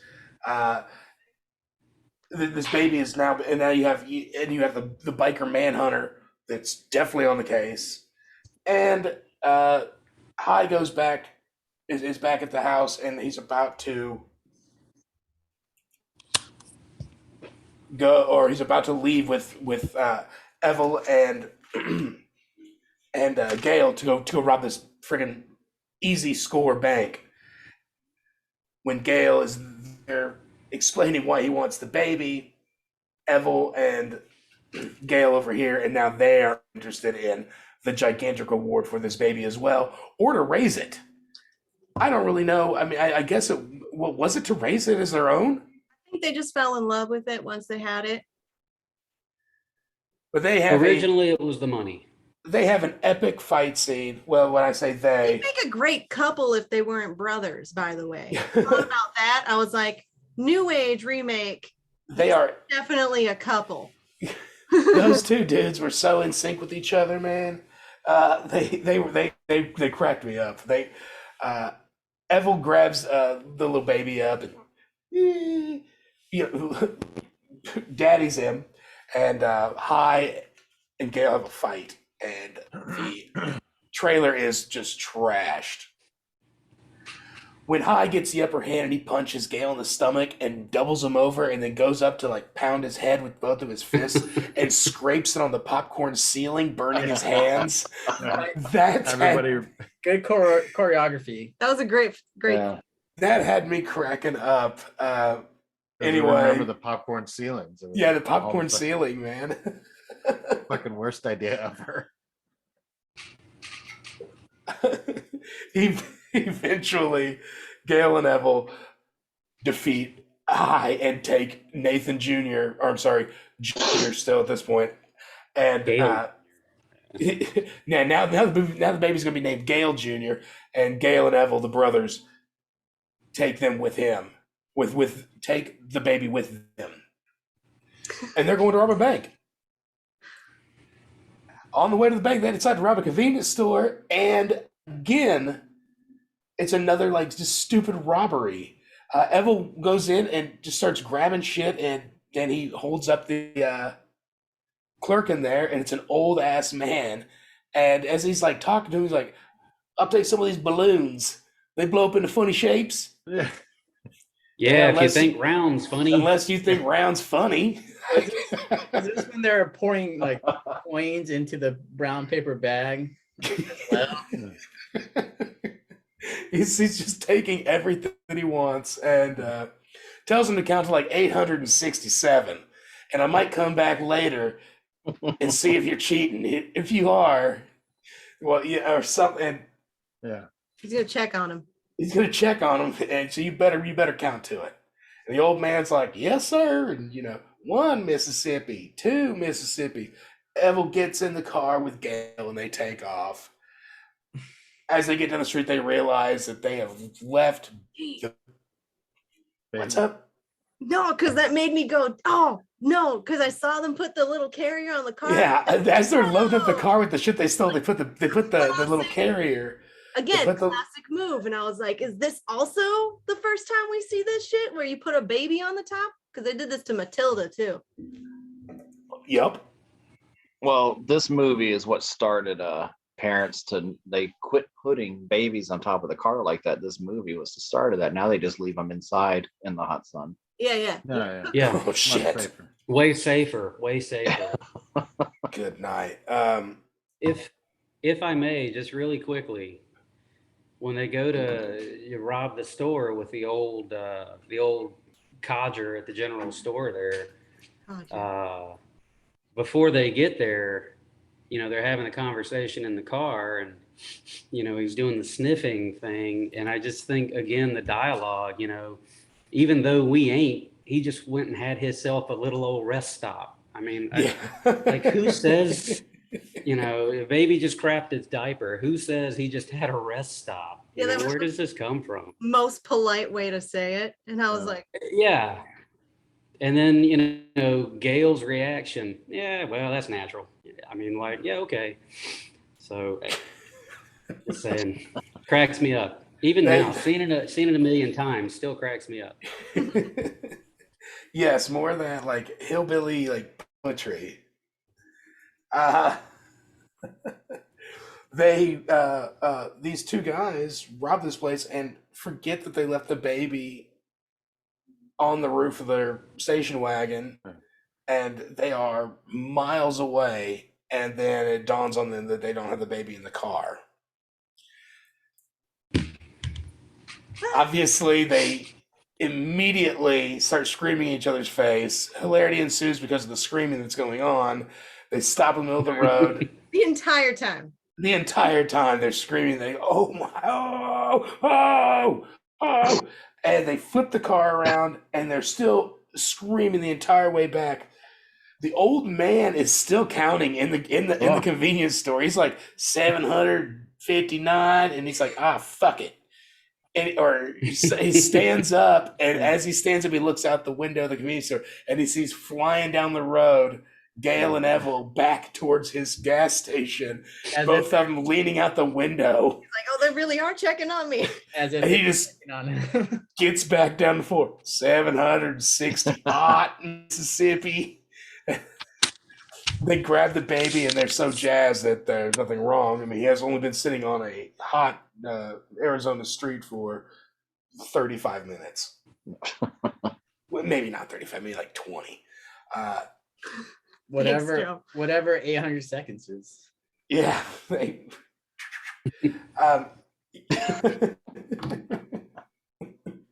Adam makes a good point. We could figure out exactly how long it was. Yes. Then they proceed like, hey, all right, we had a little hang up here at this situation. Let's go to the bank. We're going to rob the bank. They are still into robbing the bank. Gail and Evelyn are robbing the bank right now. They head to the bank, and they need to take the baby inside with them, because if something happens and they get shot and killed, they won't find the baby for hours. So they had the wherewithal the mindset to make sure that didn't happen. They're not bad parents. Except for leaving the kid behind. I would say they're first high school. Okay. Well, like balloons. No one in this movie are bad caretakers. They You get one. They surprise you with their thought process. Ineptitude.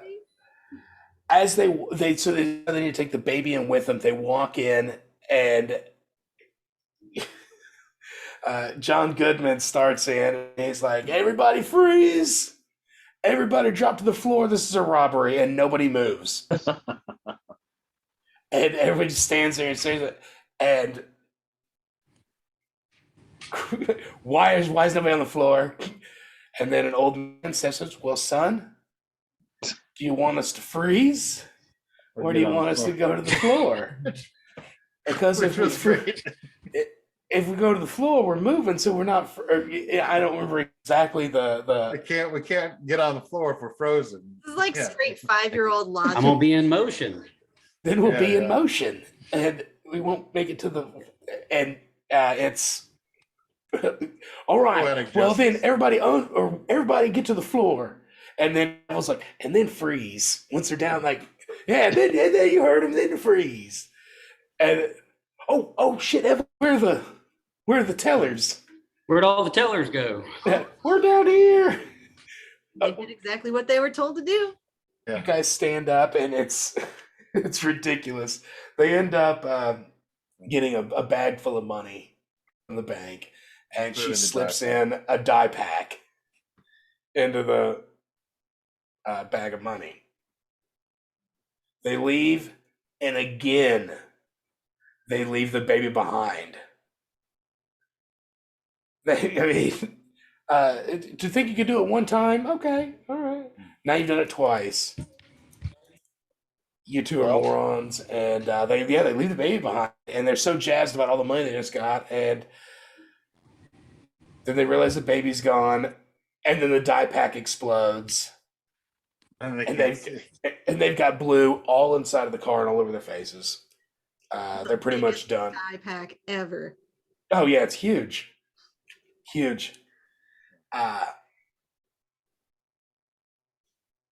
So they're covered in the blue ink paint, damn near. I mean, at this point, it's very thick. I don't think you can actually wash that shit off. I don't think so. I think it dyes you. I think that's why it's called a dye pack. No, it dyes you, and you're not able to Yeah. wash it off you gotta wash a couple times before it comes off good. Yeah. It's not that extreme normally, but yeah. No, well, not Comedic that effect. big. Yeah. This is where the baby then gets scooped Yeah. by the warthog from hell. At Yeah. this point in the movie, Pops him on everybody the that front of wants the the bike. baby. At this point, everybody that wants the baby is kind of converging on the Right. area the baby's currently at, which is on like the ground at the hayseed bank. Yeah. So, you got the guys covered in blue. They're pretty much they're that's pretty much the end of their little story into this whole thing. They're not going to get. Now you got Leonard Smalls, H.I. McDonough with his wife Ed, all converging on this baby at the same time. Leonard Smalls makes it first. $50,000, probably selling this baby on the black market, is in his pocket. But he's still going to beat the shit out of H.I. McDonough because, well, he just wants to. He proceeds to blow up their car and then beats up H.I. for a minute. Edwina really gets her like inner lioness going and then says the infamous line, Chris, if you please. Give me that baby, you warthog from hell. She screams that down at him and walks down there to go get that baby. And This was one of my favorite fight scenes in a movie. she goes to Leonard Smalls has like, guns, Grenades. throwing knives, Yeah. some sort of Throwing knives. chain thing. He whips out those throwing knives, and then you see again H.I. McDonough's prowess with a handgun. He blasts the hand of Leonard Smalls, knocking the knife that he was going to throw at Edwina. She snatches the baby up and takes Junior to safety. And then H.I. proceeds to get the brake speed off of him pretty badly. I mean, it's definitely a one-sided fight. Leonard Smalls is the evil that exists in the world, and he's crushing H.I. McDonough. In the last seconds of the fight, he's squeezing the life out of H.I., and H.I. manages to pull a pin out of the grenade on a bandolier that this manhunter wears, and no cops have ever stopped him and said, you can't do that. Yeah. So who's gonna tell him different, yeah, Like right. that. He notices that they have the same exact Roadrunner tattoo. Grabs the pin and like falls to the ground. Says, "I'm sorry," and then Leonard Smalls explodes.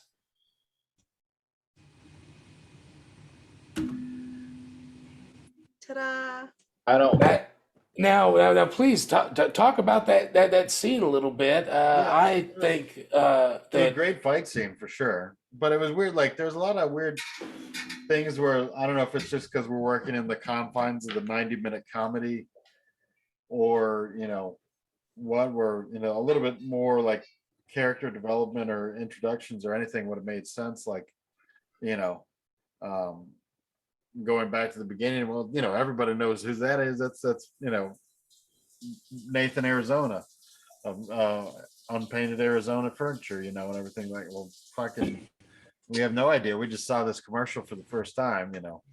Granted, it's, I guess you're going in that local folklore or whatever type of thing, but it was nothing was preceded to give us any idea of this person. And then was expecting maybe there'd be something more with the Roadrunner tattoo kind of thing, but nothing Yeah. happened there. So it was kind of weird, like missed opportunity. And they just showed it to show it.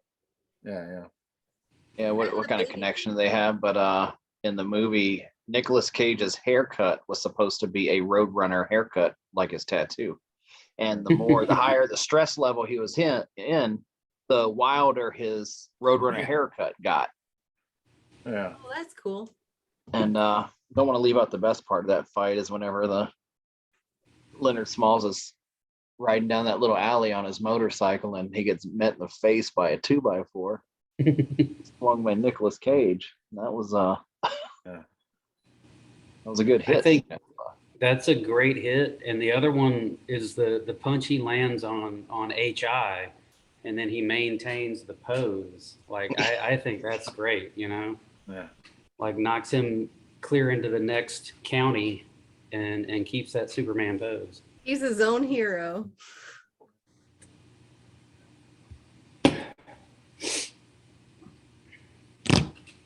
all right. So There he is. sorry. All right. So you have this fight scene that is almost like Hyde defeating his evil side of his entire existence. The scariest thing to Hyde, he just killed him. Nice job, Hyde. Hyde and Ed have decided now that they need to return this child. Yeah. I might be glossing over some facts or some dialogue or something, but long story short, they need to return the kid. You're probably not. Oh. Yeah.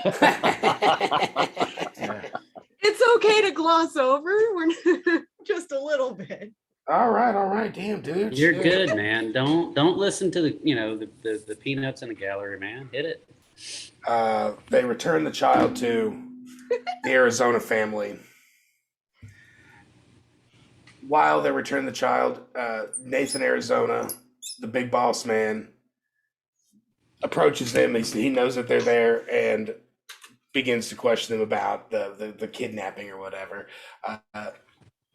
During the time, they soften his heart, and he decides that he won't call the police, and basically they're going to blame Leonard Smalls for the whole thing. The manhunter. Yeah. And then you have like the next dream of Highs, the third one. So I mean, like everything's kind of like tied up in a sweet little bow. High's not going to go to jail. The baby's returned, and evil incarnate is killed. Yeah. And now you have like High's like third prophetic dream of the whole thing, and it is basically like Nathan Jr., Nathan Arizona, living like the best life ever. He gets a football from a pretty nice family, an unknown family or something like that, and then later you find out that he's a great football player. You see High and Ed, or what is presumed to be High and Ed, like amongst their like children and grandchildren. I mean, it all seems to really work out at the end for everybody. Yeah. Well, Still You know, living in that trailer. like a prophet of some sort. You know, maybe not a prophet, I don't know, but it's still pretty. You can see the future somehow. You want to believe that that everything worked out, that there was maybe a miracle baby or something, or a couple miracle babies that Ed had, and then they were fruitful. I don't know. I mean, even like Gail and his brother are back Dibble. back in jail, or Dibble. They walked back to jail. Yeah, Yeah. they put themselves back in. Yeah, like maybe they had more to In learn the from the same system. hole. Yeah, back into the hole for some reason. Like, Because they would not cover that up. like they wouldn't notice that Just they showed were up. for a couple of days. I So really liked that conversation with Nathan and Ed and Hi, though. That was real fun. And I kept thinking that like maybe he ended up hooking them up with some of those fertility pills or something like that. And that's how they end up getting their kids. Right. and I He alludes to that. Yeah. But he's kind of creepy too. Oh, he's a weird dude. Well, I mean, Normal. I'm sorry not to cut you off, man, but just Oh, no. he's sitting there and saying they don't want any reward money. We don't want any money, and his response to that is, "Oh, well, we can work it out that way too." So I mean, he's a little bit creepy himself there, Right. Oh, I didn't take it that way at all. I took that Okay, as like, well then he maybe doesn't I'm wanna- creepy. he was just like, well, we can just let this happen, and I don't have to give up any money because he's a businessman. frugal. He's frugal. I took it as just him being frugal and be like, good, I don't have to pay anybody and I get my baby back. Yeah, sure. Just ignore what I said. That's fine. Your Okay, version's all better. right. No, you spent.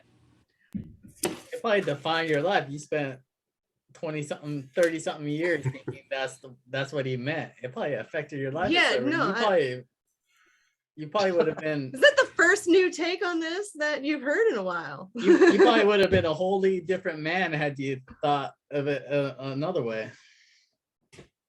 It does explain a lot. When people would have conversations with me saying, well, we don't have to do money for this. And I probably could have saved myself a lot of bad dreams and Awkward. uncomfortable places. Yeah, Hey, whatever. I spent a lot of time with Herschel on the Donald Cook, and nobody ever suspected of us of ever having sex, But the first time you talk to a, remember, like if you ever talk to a female in the P-way, somebody would pull you aside, say, "Hey, what's going on there?" That's fraternization. But knowing Herschel and things that have happened to him in his life, and seemed like Nathan Arizona wasn't really too concerned. He lost 1 out of 5 kids. And, like Herschel Mims may have said at his retirement speech, you have that many kids, so at least one will turn out to be something. But I don't know if you guys know, but Herschel used to drive that I-95 corridor going to South Carolina to visit his family a lot. And there was this one rest stop that he and I would always use. Like if I drove to Georgia and came back, it was like I want to say it was like exit 77 or something in North Carolina. Somewhere Because it had there, it was like the biggest, nicest one. And he was there alone. He said this guy follows him in and there's like 20 shitters. And Herschel goes in like the middle shitter. And next thing you know, there's a guy opening the door to the shitter right next to him. Whole place is empty. This is a true story. That's Now, Herschel, tell him what this guy said. So, I needed myself a little rest stop, and so I stop and I'm doing my thing. He sits in the stall right next to me and, I'm just like, okay, fine, whatever. Concentrating on my business. And then got a job to do. yeah, it's not just the journey ahead. I mean, I'm focused on the task at hand, but then I hear, hey, and I'm like, looking around like, hey, I'm thinking, maybe this guy, he sat down, he realized there's no paper there. You could have been on. And he says, so are you just in here to use the bathroom or what? And I was like, yeah, man, that's all I'm here to do. Like, you would think that the smell of fresh shit would have really kind of sold that whole thing, but hey, whatever. I was gonna say he could should've smell that you were farted pretty. and told them that you were a bottom. Yeah. You never He know, could yeah. smell And I that mean, you were maybe well he- lubed back there.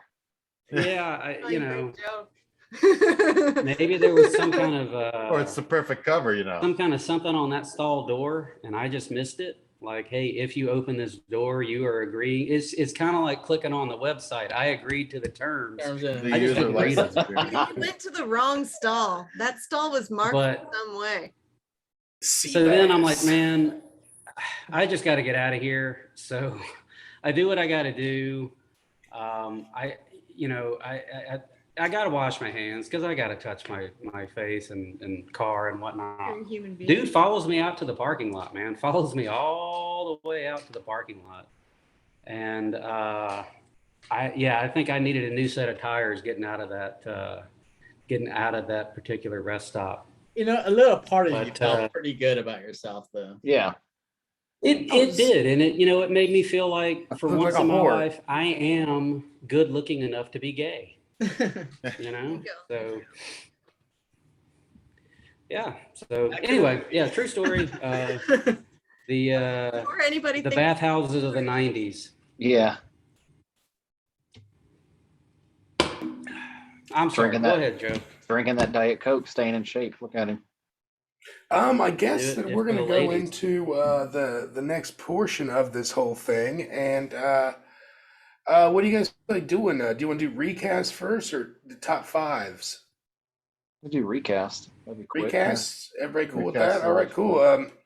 Oh shit. All right, as you guys know, we do what as everybody else knows except for me, three recasts and then a Urban. Car Urban recast. So a total of 4. And let's start off with the lovely 80 Mattis. All right. Ah, Sorry. I was gonna say Herschel. I knew it wasn't going Sorry. to be me. He would have never. Shut up! I was definitely thinking. I wanted to throw you a twist. I knew it was he was trying to go for a twist, and I knew it wasn't going to be me. It's predictable. I mean, you don't have to know it wasn't going to be you. You could. Nah, I knew. So yeah, You know how My good recast, you can get. I started out with recasting H.I. McDonough as Blake Anderson from Workaholics. So there'd be a good swap in there. Go with Ed. Well, not really typecaster, but she's good at playing a cop. Wendy McClendon Covey Okay. from Reno 911. Oh, Goldberg. jeez. And then we get Leonard Smalls. There would be let's go with John Bernthal, the Punisher himself. Oh, Why not? nice. And then Carl Urban, I thought, the thinking man's answer, if you will, would be cast him as Gale. Hmm. John Goodman's character. Yeah. So that's how I broke that one down. All right.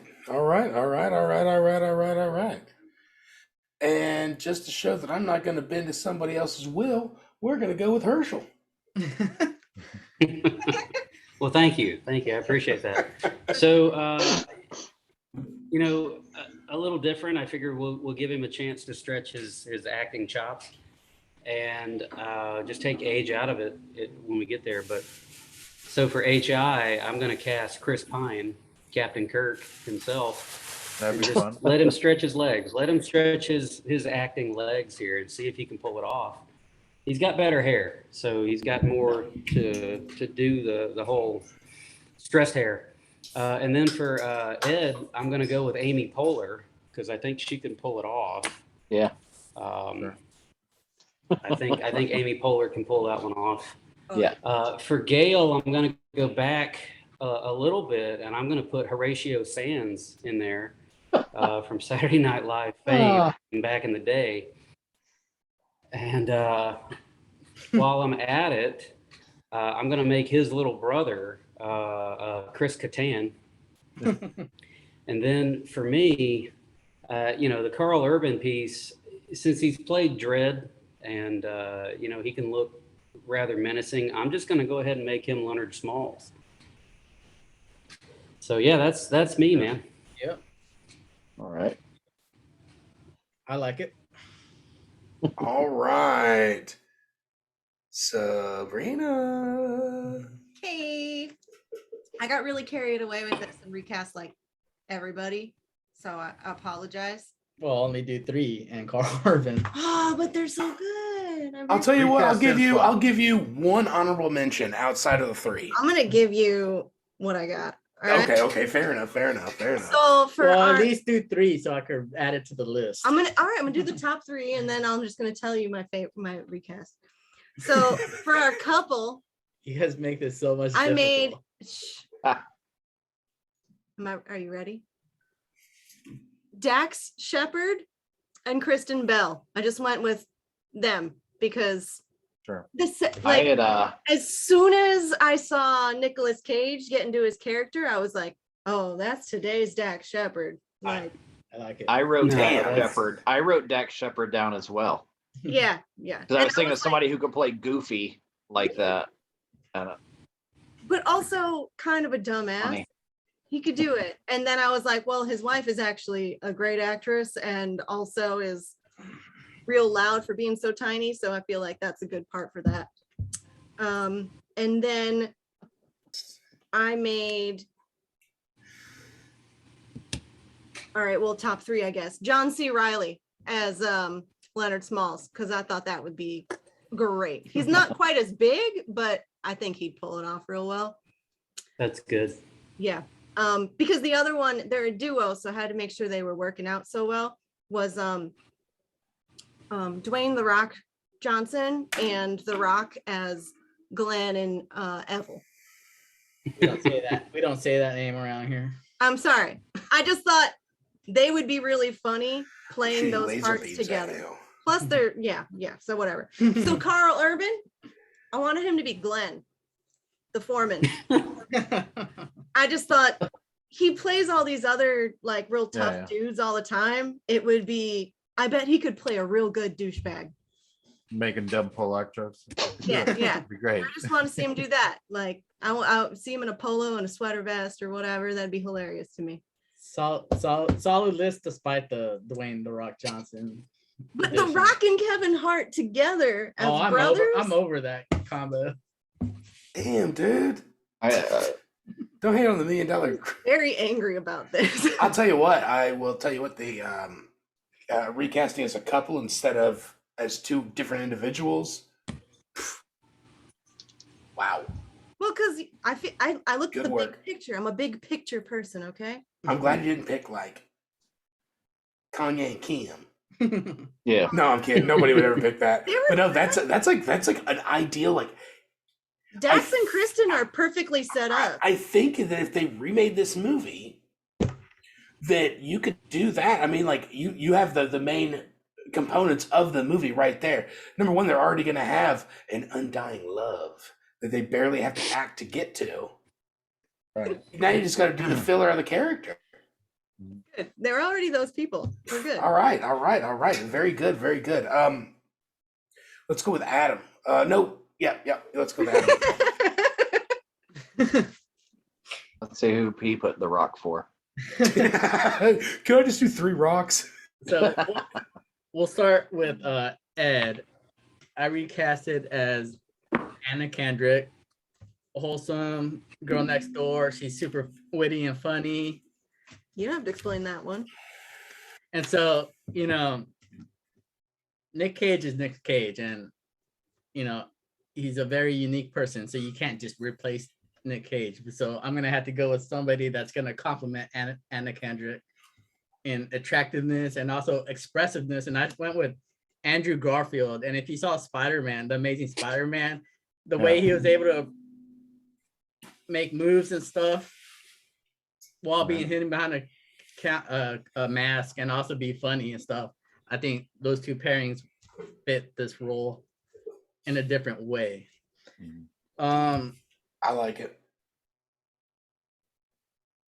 Gale, I went with Mark Wahlberg. Big tough guy. He could be a funny dude. he can also act sophisticated without actually being sophisticated. I'm thinking like Pain and Gain and stuff like that. And then I just went with the easy Carl Urban. I cast it as Leonard Small. It's like I'm not gonna reach out there. I'm just gonna go grab the low hanging fruit, if you will. But those are my choices. They're okay.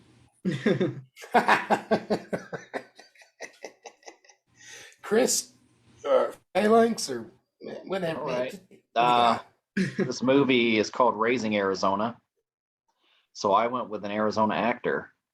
Arizona's own for High. It's David Spade. Got the hair. Got the hair to pull it off. That's actually not that bad. hair. He's one of my top 5 comedians. I love him. He's I quick. do love he's that witty. guy. He's a little old for the role now. No. David Spade can still play a 20-year-old. They can spray him down. They can spray And let's him not down. and trust me, probably one of the most mysterious, low-key stick men in Hollywood. All right. He's banging chicks that you'd have no idea he's banging. It's crazy the amount of girlfriends he's had that are out of his league.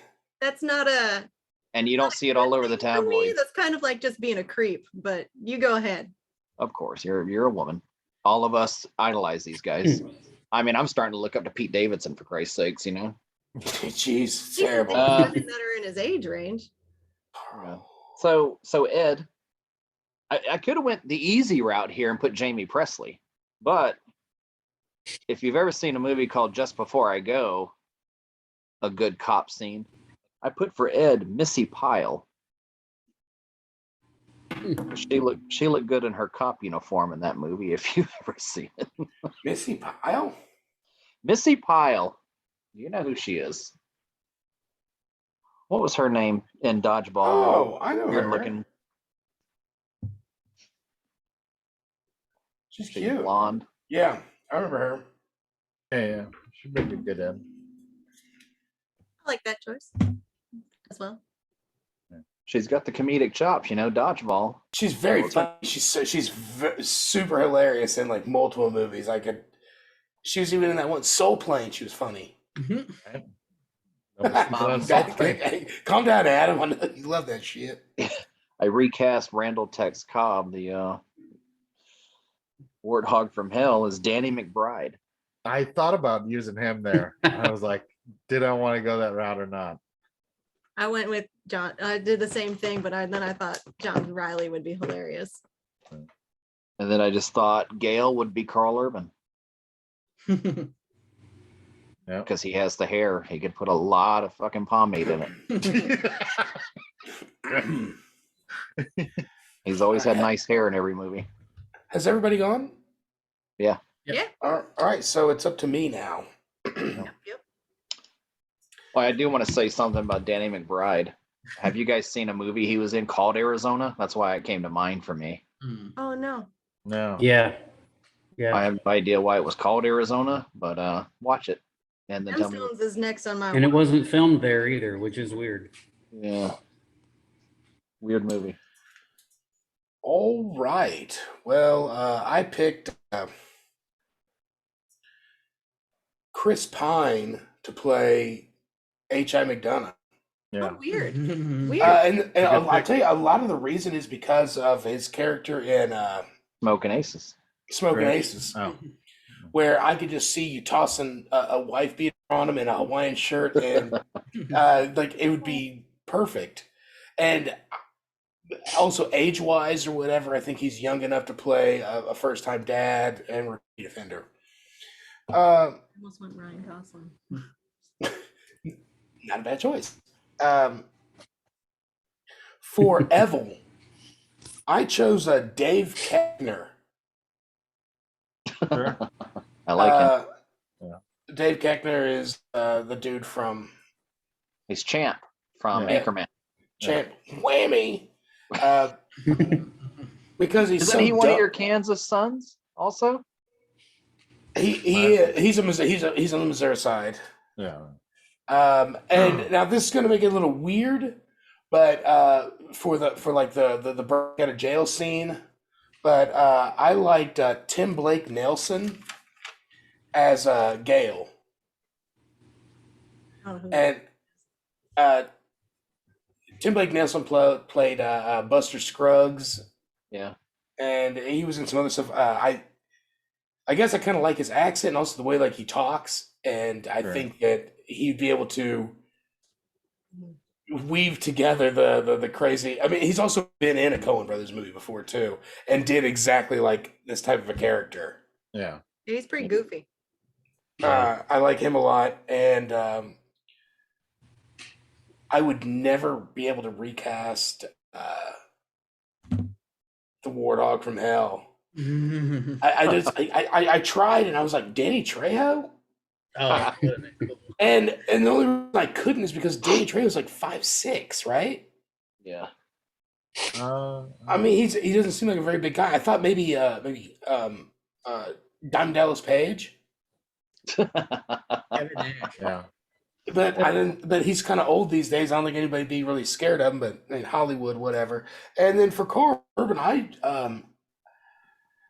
thought that I thought he could play kind of a greasy Glenn guy. Yeah. You know, like don't be I don't know. I'm trying not to put him in like the easiest roles ever. Right. And I think that he could play, you know, like a little bit character of Glenn for a couple of minutes, and be a loudmouth, Pollock smashing rando. I thought the same thing. Yes. And honorable mention. I chose for in place of all the scenes where they were drinking Budweiser, I chose Terramana. That's The Rocks tequila. tequila. Yep, that's my other recast.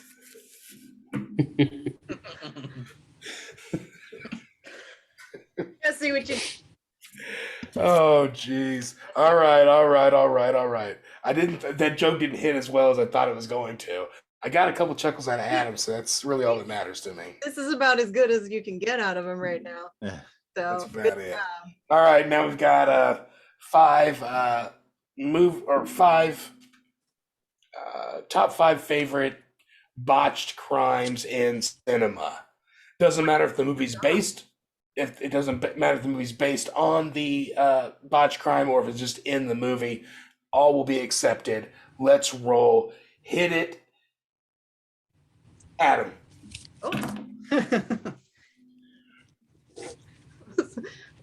All right. Number 1, I got the Sticky Bandits unable to rob the McAllister home in Home Alone. Big time. Number 2, I got the Fenway heist in The Town. Like they would have gone scot-free if Ben Affleck couldn't stop fucking a junkie whore, essentially. Because she Basically. yeah. Those junkie whores. They'll get you. Oh, okay. Number 3, I got the ferry bombing in Dark Knight botched because the Joker had too little faith in humanity and he thought that they were gonna blow each other up. Totally botched it. All right. I like it. The kidnapping for number 4, I got the kidnapping of Lupita in Man on Fire. Set off a series of chain of events because the dad just didn't have money. And number 5, I got what's that? Fucking had to get J-Lo a fucking engagement ring. And then number 5, I got the drug deal gone bad in No Country for Old Men. Oh, okay. I just watched that maybe 2 weeks ago. I watch that like Solid. every 3 months. All solid picks, dude. All solid picks. That's one of those movies I Good. know because it's It's on in the good. background, but I can't. Yeah, I don't know what it is. All right, Adam. Let's slide right over to Andy. your better half, Sarita. Or Serena. Oh, Damn it. I was going to do a whole You're thing. trying to be so clever. The Beast of the Yeast. Beast of Let's Yeast. go. Oh, horrible. Awful. She's a baker. She's a I baker. know. Is that bad? Okay. Now I'll think of a Nothing better that nickname. Adam shared with us. She's a baker. That sounds disgusting now that I say it out It loud. sounds so gross. I don't like it as much as I did 10 seconds ago. What are your feelings on your top? My feelings right now are Oh, damn it. just no. All right. So I didn't do these in any like good order or whatever. Okay. And I did try to avoid all like Lord of the Rings and Harry Potter, and I've tried to branch out a little bit, really think about it. So started with number 1, Dog Day Afternoon. That movie was all about a botched bank robbery, but it ended up all right, more or less. So we're good. I went to The Whole Nine Yards with Matthew Perry as a dentist and Bruce Willis is like his father-in-law, and all hell ensues because he's a dentist and he's not a gangster, and it's just botch after botch after botch. But they all know he's gonna botch it. It's weird. And then I move on to Identity Thief with Melissa McCarthy and Jason Bateman. I tried to pick all the things where like the bad guys end up doing the good thing, basically, just because that's kind of basically what happened in our movie here. So all of these fall into that, except for the last one. So yeah, Identity Thief, pretty straightforward. And Despicable Me, the animated movie, because he just wanted to steal the moon so bad, but instead he ended up choosing his little girls instead. Like, that was so cute. It was perfect. It was like, it's not worth the moon. It's not worth the moon. And then number 5, this is the only one where like maybe the bad guy doesn't do the right thing in the end, but Beauty and the Beast. Gaston gets the whole fucking town to raid this castle and kill the beast and save Belle. But then Gaston loses and the beast wins. And he was Botched supposed to raid. be the bad guy. So Botched raid. botched raid. Real botched. I'll tell you. Hero. I liked, what was number 4? Despicable Me. I like that one. Number 3. I kind of catch those movies. I don't know why I do. It's weird. Like, for some reason, I kind of fell into I like those little Despicable Me characters. The Minions. Minions are great. I don't know why I did. Like, it's so like uncharacteristic of me to give a shit about that thing. But every time they come out on TV, I end up watching them on They're H hilarious. or Weird and Disney Plus or whatever channels they're on. I don't know why the fuck I do it. All right, who has not gone? Andy, you haven't gone, have you? I have not. Let's go, big guy. Yeah, it's such a, I don't know why this one I'd like struggled with, trying to figure out kind of how to like pin this down. So I got 4, but I'll kind of run them up. Only 4? Yeah. It was 5. Yeah, I know. Like I said, I just told you. Guess we'll see you in 2 months. Yeah. But Smoking Aces. 4 better be so good. Basically, half the teams all fail. Yeah. I honestly think it's a good. There's 5 right there. Yeah, it's awesome. I thought about that. I was like, I'm not gonna say it. Nope, somebody else will for sure. Always call back previous episodes. That's always Right. Very good stuff. Was that then going to Wrath of Man, the more recent Guy Ritchie, Jason Statham flick. A couple ways you can look at it. I mean, his crew was looking to case the armored car business, and that's how his son gets shot or whatever, to kind of open up the movie and set the stage. So that was kind of a whole botched thing where he was just supposed to be doing surveillance, and then that's what unfortunately happens. So then number 2, I put Charlie Sheen's The Chase, because ultimately he gets caught, after going on this epic car chase. Very good answer. Very good answer. And then an actual crime that inevitably gets foiled is the Pain and Gain story.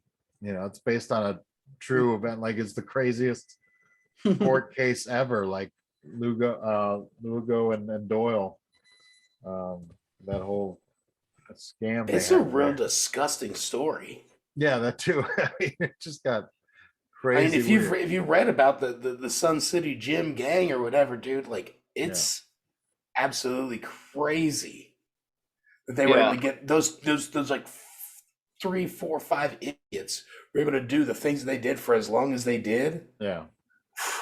It's a wild tale. Yeah, the movie made it seem like they were just these lovable dumbasses, but it was pretty sick. Yeah. They're extremely sick. That family was obviously pissed for very good reason that they. I can't stand that movie though. It's horrible to me. I've never seen any of the movies you said.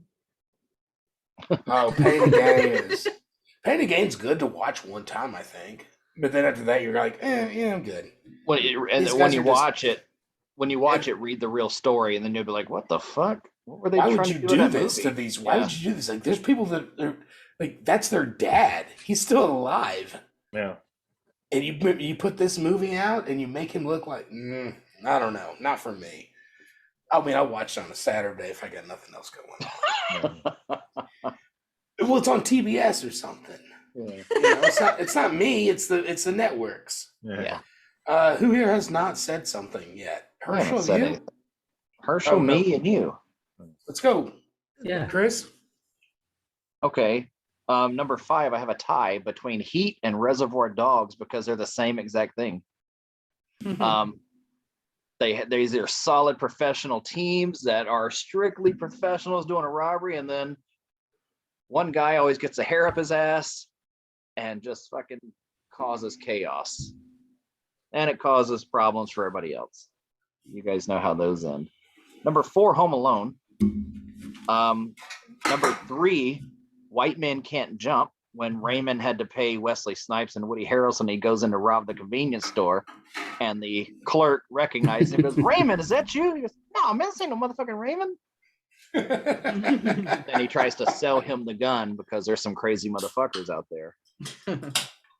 Number 2, Airheads, when they try to take over the radio station with water guns and try to get their tape played on the radio, but it's all screwed up and it gets eaten up in the machine, and then they have to try to find his girlfriend as the other copy.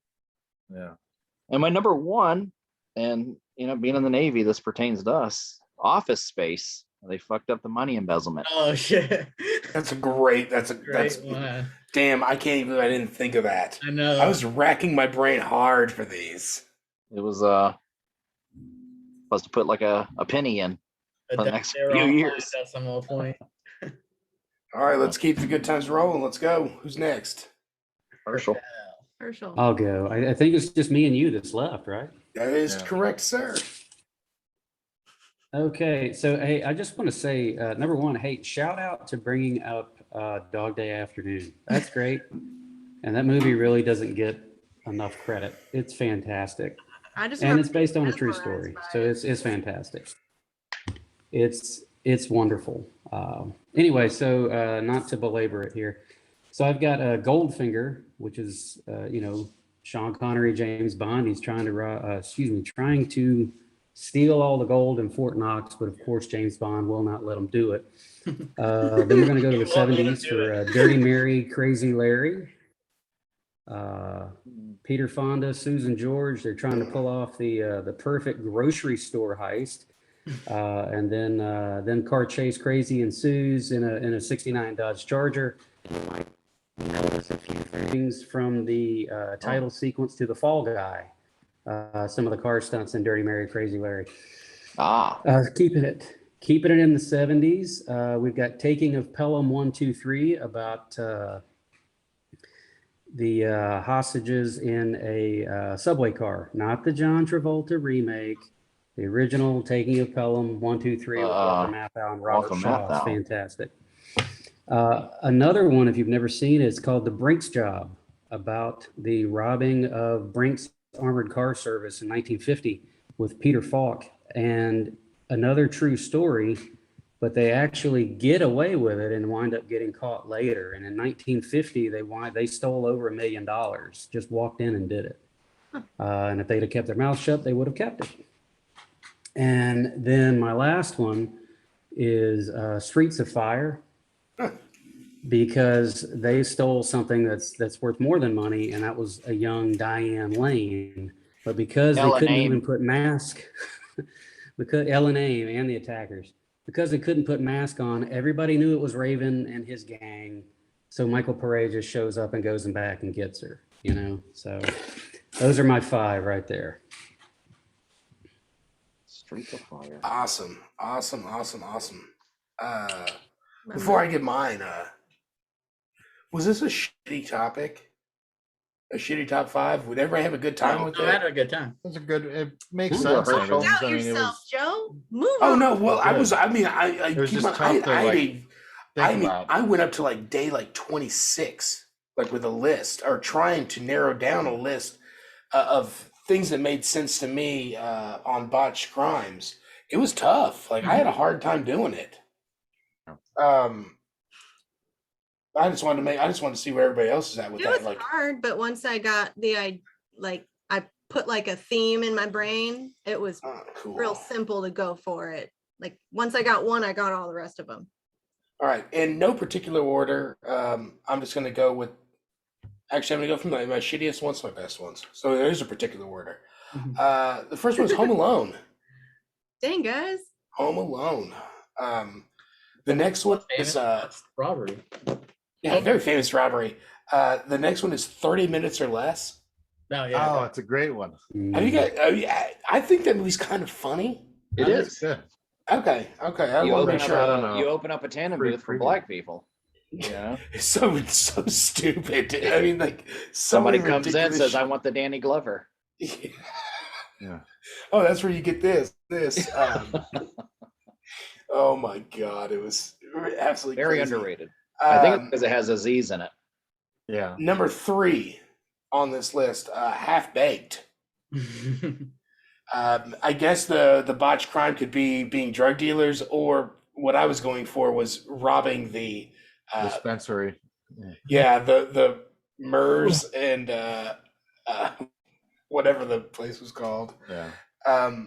Doing the Number 4 is Reservoir Dogs, botched crime, and then my top favorite botched crime in cinema history has to be. That's right, folks.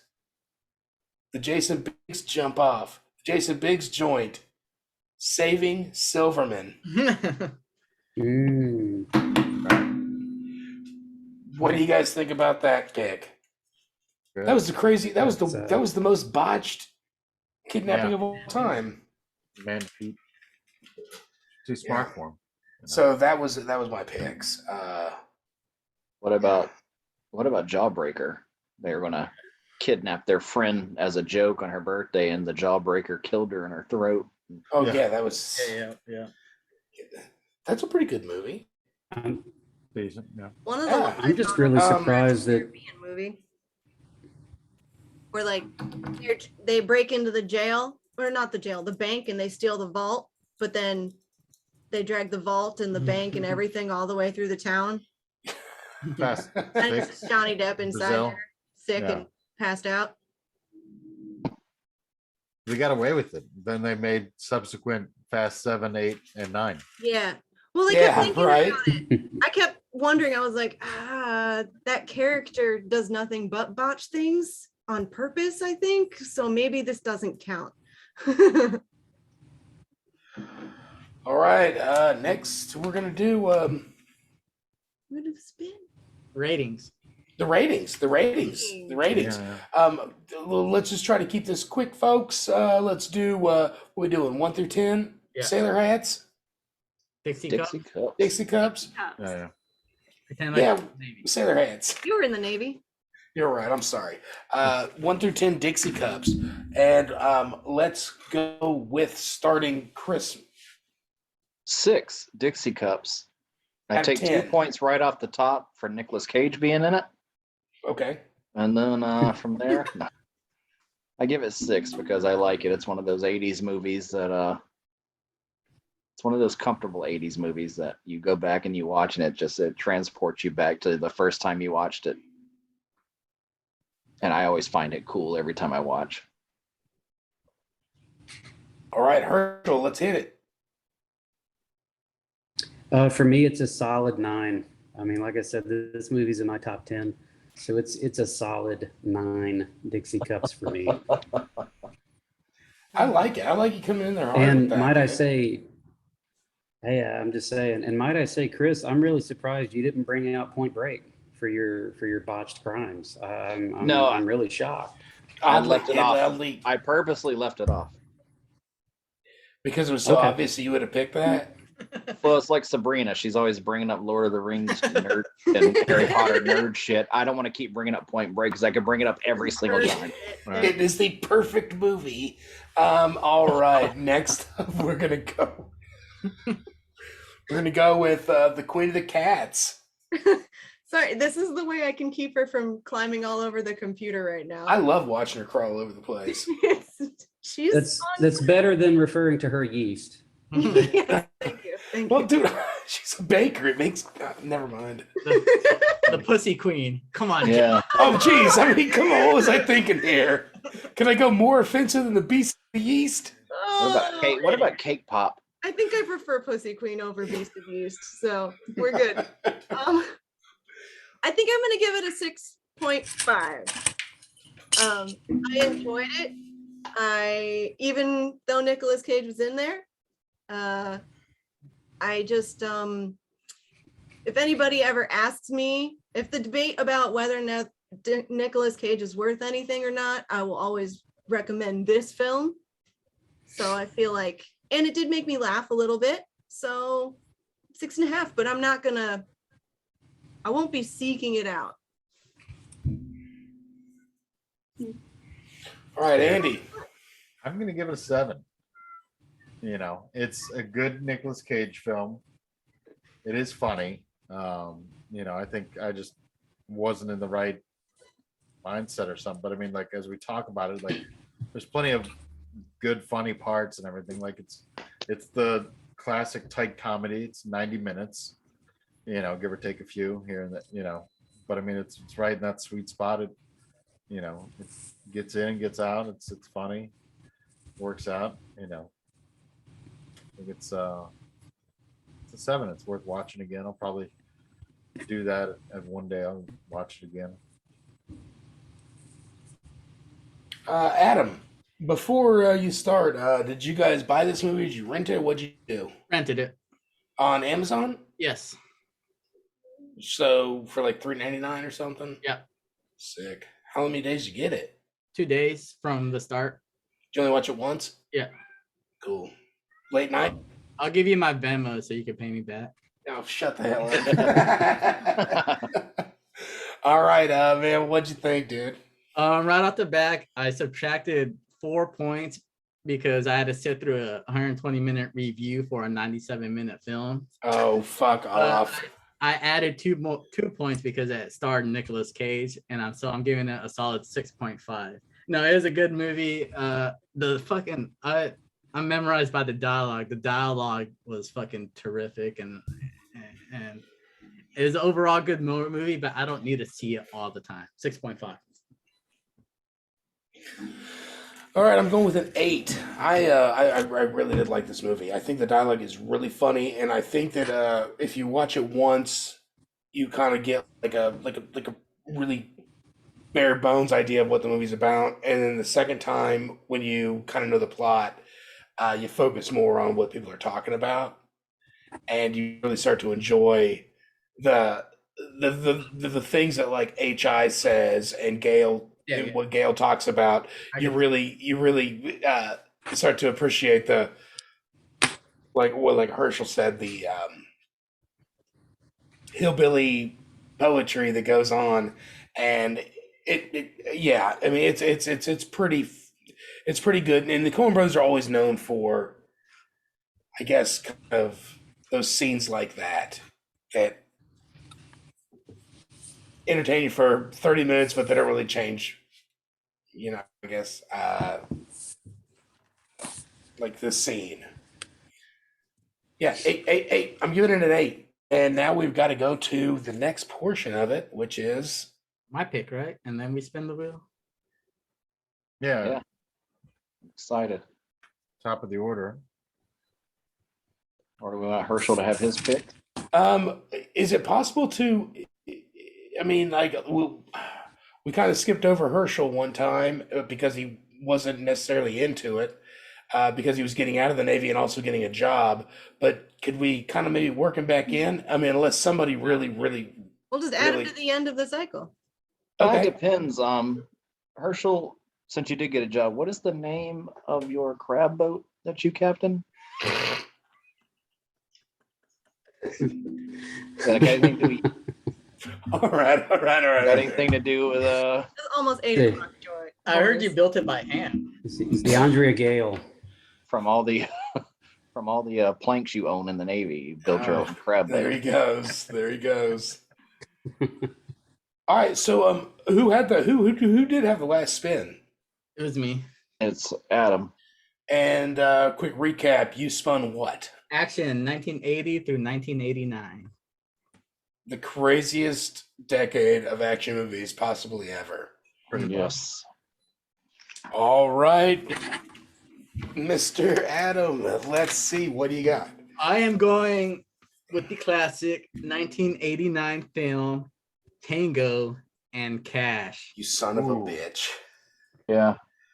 And for my top 5 for that movie, there's a couple of caveats at the end, but bear with me. Oh, For your top 5 characteristics you want in your buddy cop partner. oh. So Oh. like we're Here are we're the caveats. Here are the guy, caveats. and then we're picking our own part. Like who I'll we want explain our it. partner to be. What's that? Like I'm cop A, and I'm Yeah, picking my your partner. Yeah. yeah. Okay. Top 5 Top 5 buddy cop traits. that you want in your partner. Yes. Okay. Play off of here. Yeah. Explain it. Here are the caveats. It has to be a modern, recognized police type unit. So like you can't do like Fast and the Furious made up organizations or like Blade Runner type detective organizations, like modern, realistic cop. So legitimate buddy cop. Yeah. Oh. Yeah, okay. Nothing like you're an ex-CIA, ex this, ex that, ex that. Like, You- like Yeah, say you want the brains of Detective So and So from the movie, and you want the gung fu of Detective So and So from another movie. You mix I got them in. you. So Okay, you I want see us how to you are. build our own RoboCop partner. But Yeah. he can't be Blade Runner Yeah, nothing like because he's not a real character. It's Yeah. not a real. legitimate buddy cop. That's Gotta have actually the really balls, fun. Got to have the balls of Mark Riggs. Yep, I like that. See? Okay, so it's The not wild a real side. organization. do you guys understand it and with the caveats and everything? Yeah. Okay. Yes, I do. What was it?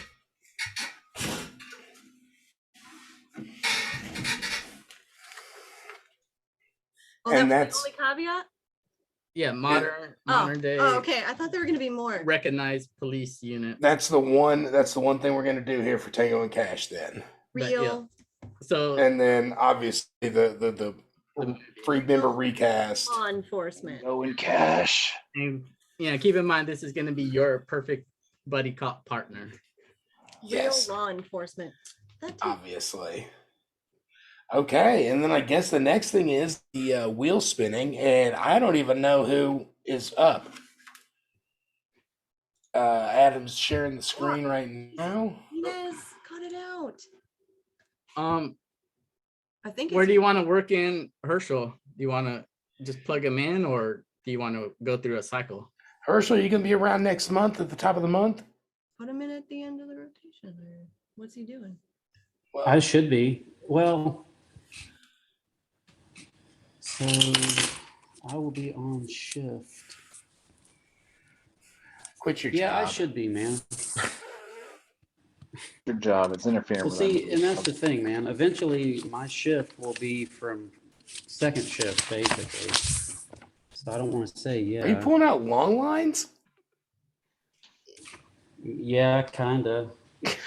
The blueprint for shrimp boat. Yeah. So All the right. first, as in Monday the First first. Monday. Yeah, I'll be here. The first Monday. All right. I'll be Then I've been going to put forward that let Herschel choose a topic. I'm okay with that if everybody else is. I don't even know who the next person up is. If they're the ones that have a problem with it, then I think they should speak up, but I don't know who it is. I'm pretty sure it's me. Oh, geez. No, it's not. No. If it's not, You then picked and then I mean, I'm okay and with then it. Andy picked because Andy picked Busy with her. second.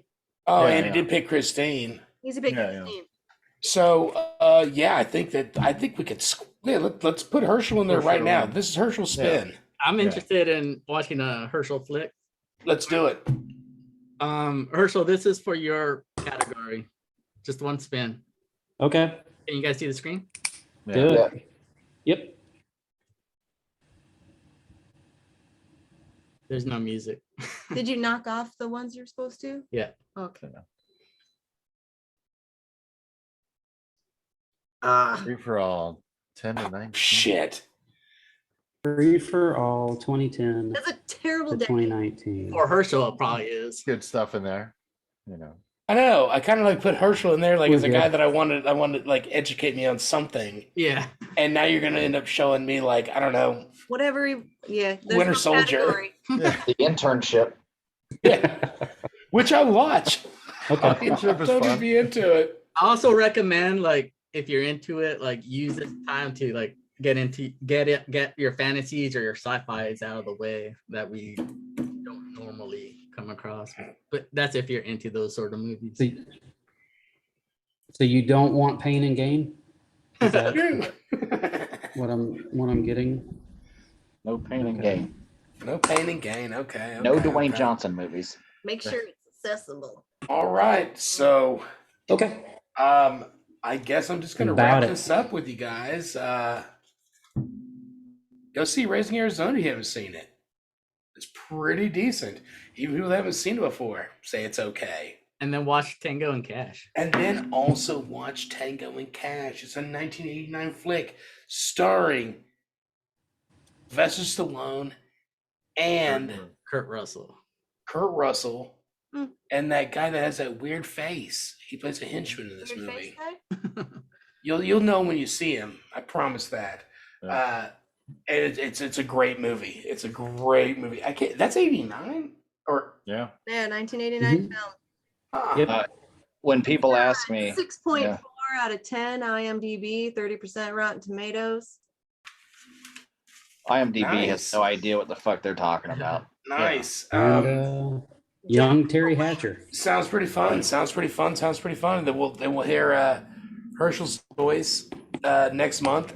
So not only do you have this month, you have to, or I'm sorry, next month on the 1st, you have to be on there to tell us what you're choosing, and then the following month you have to actually do your movie. Yeah. So stay tuned, folks. Let's see what happens. Let's get weird. All right. Bye. Bye. Watch a movie. All right.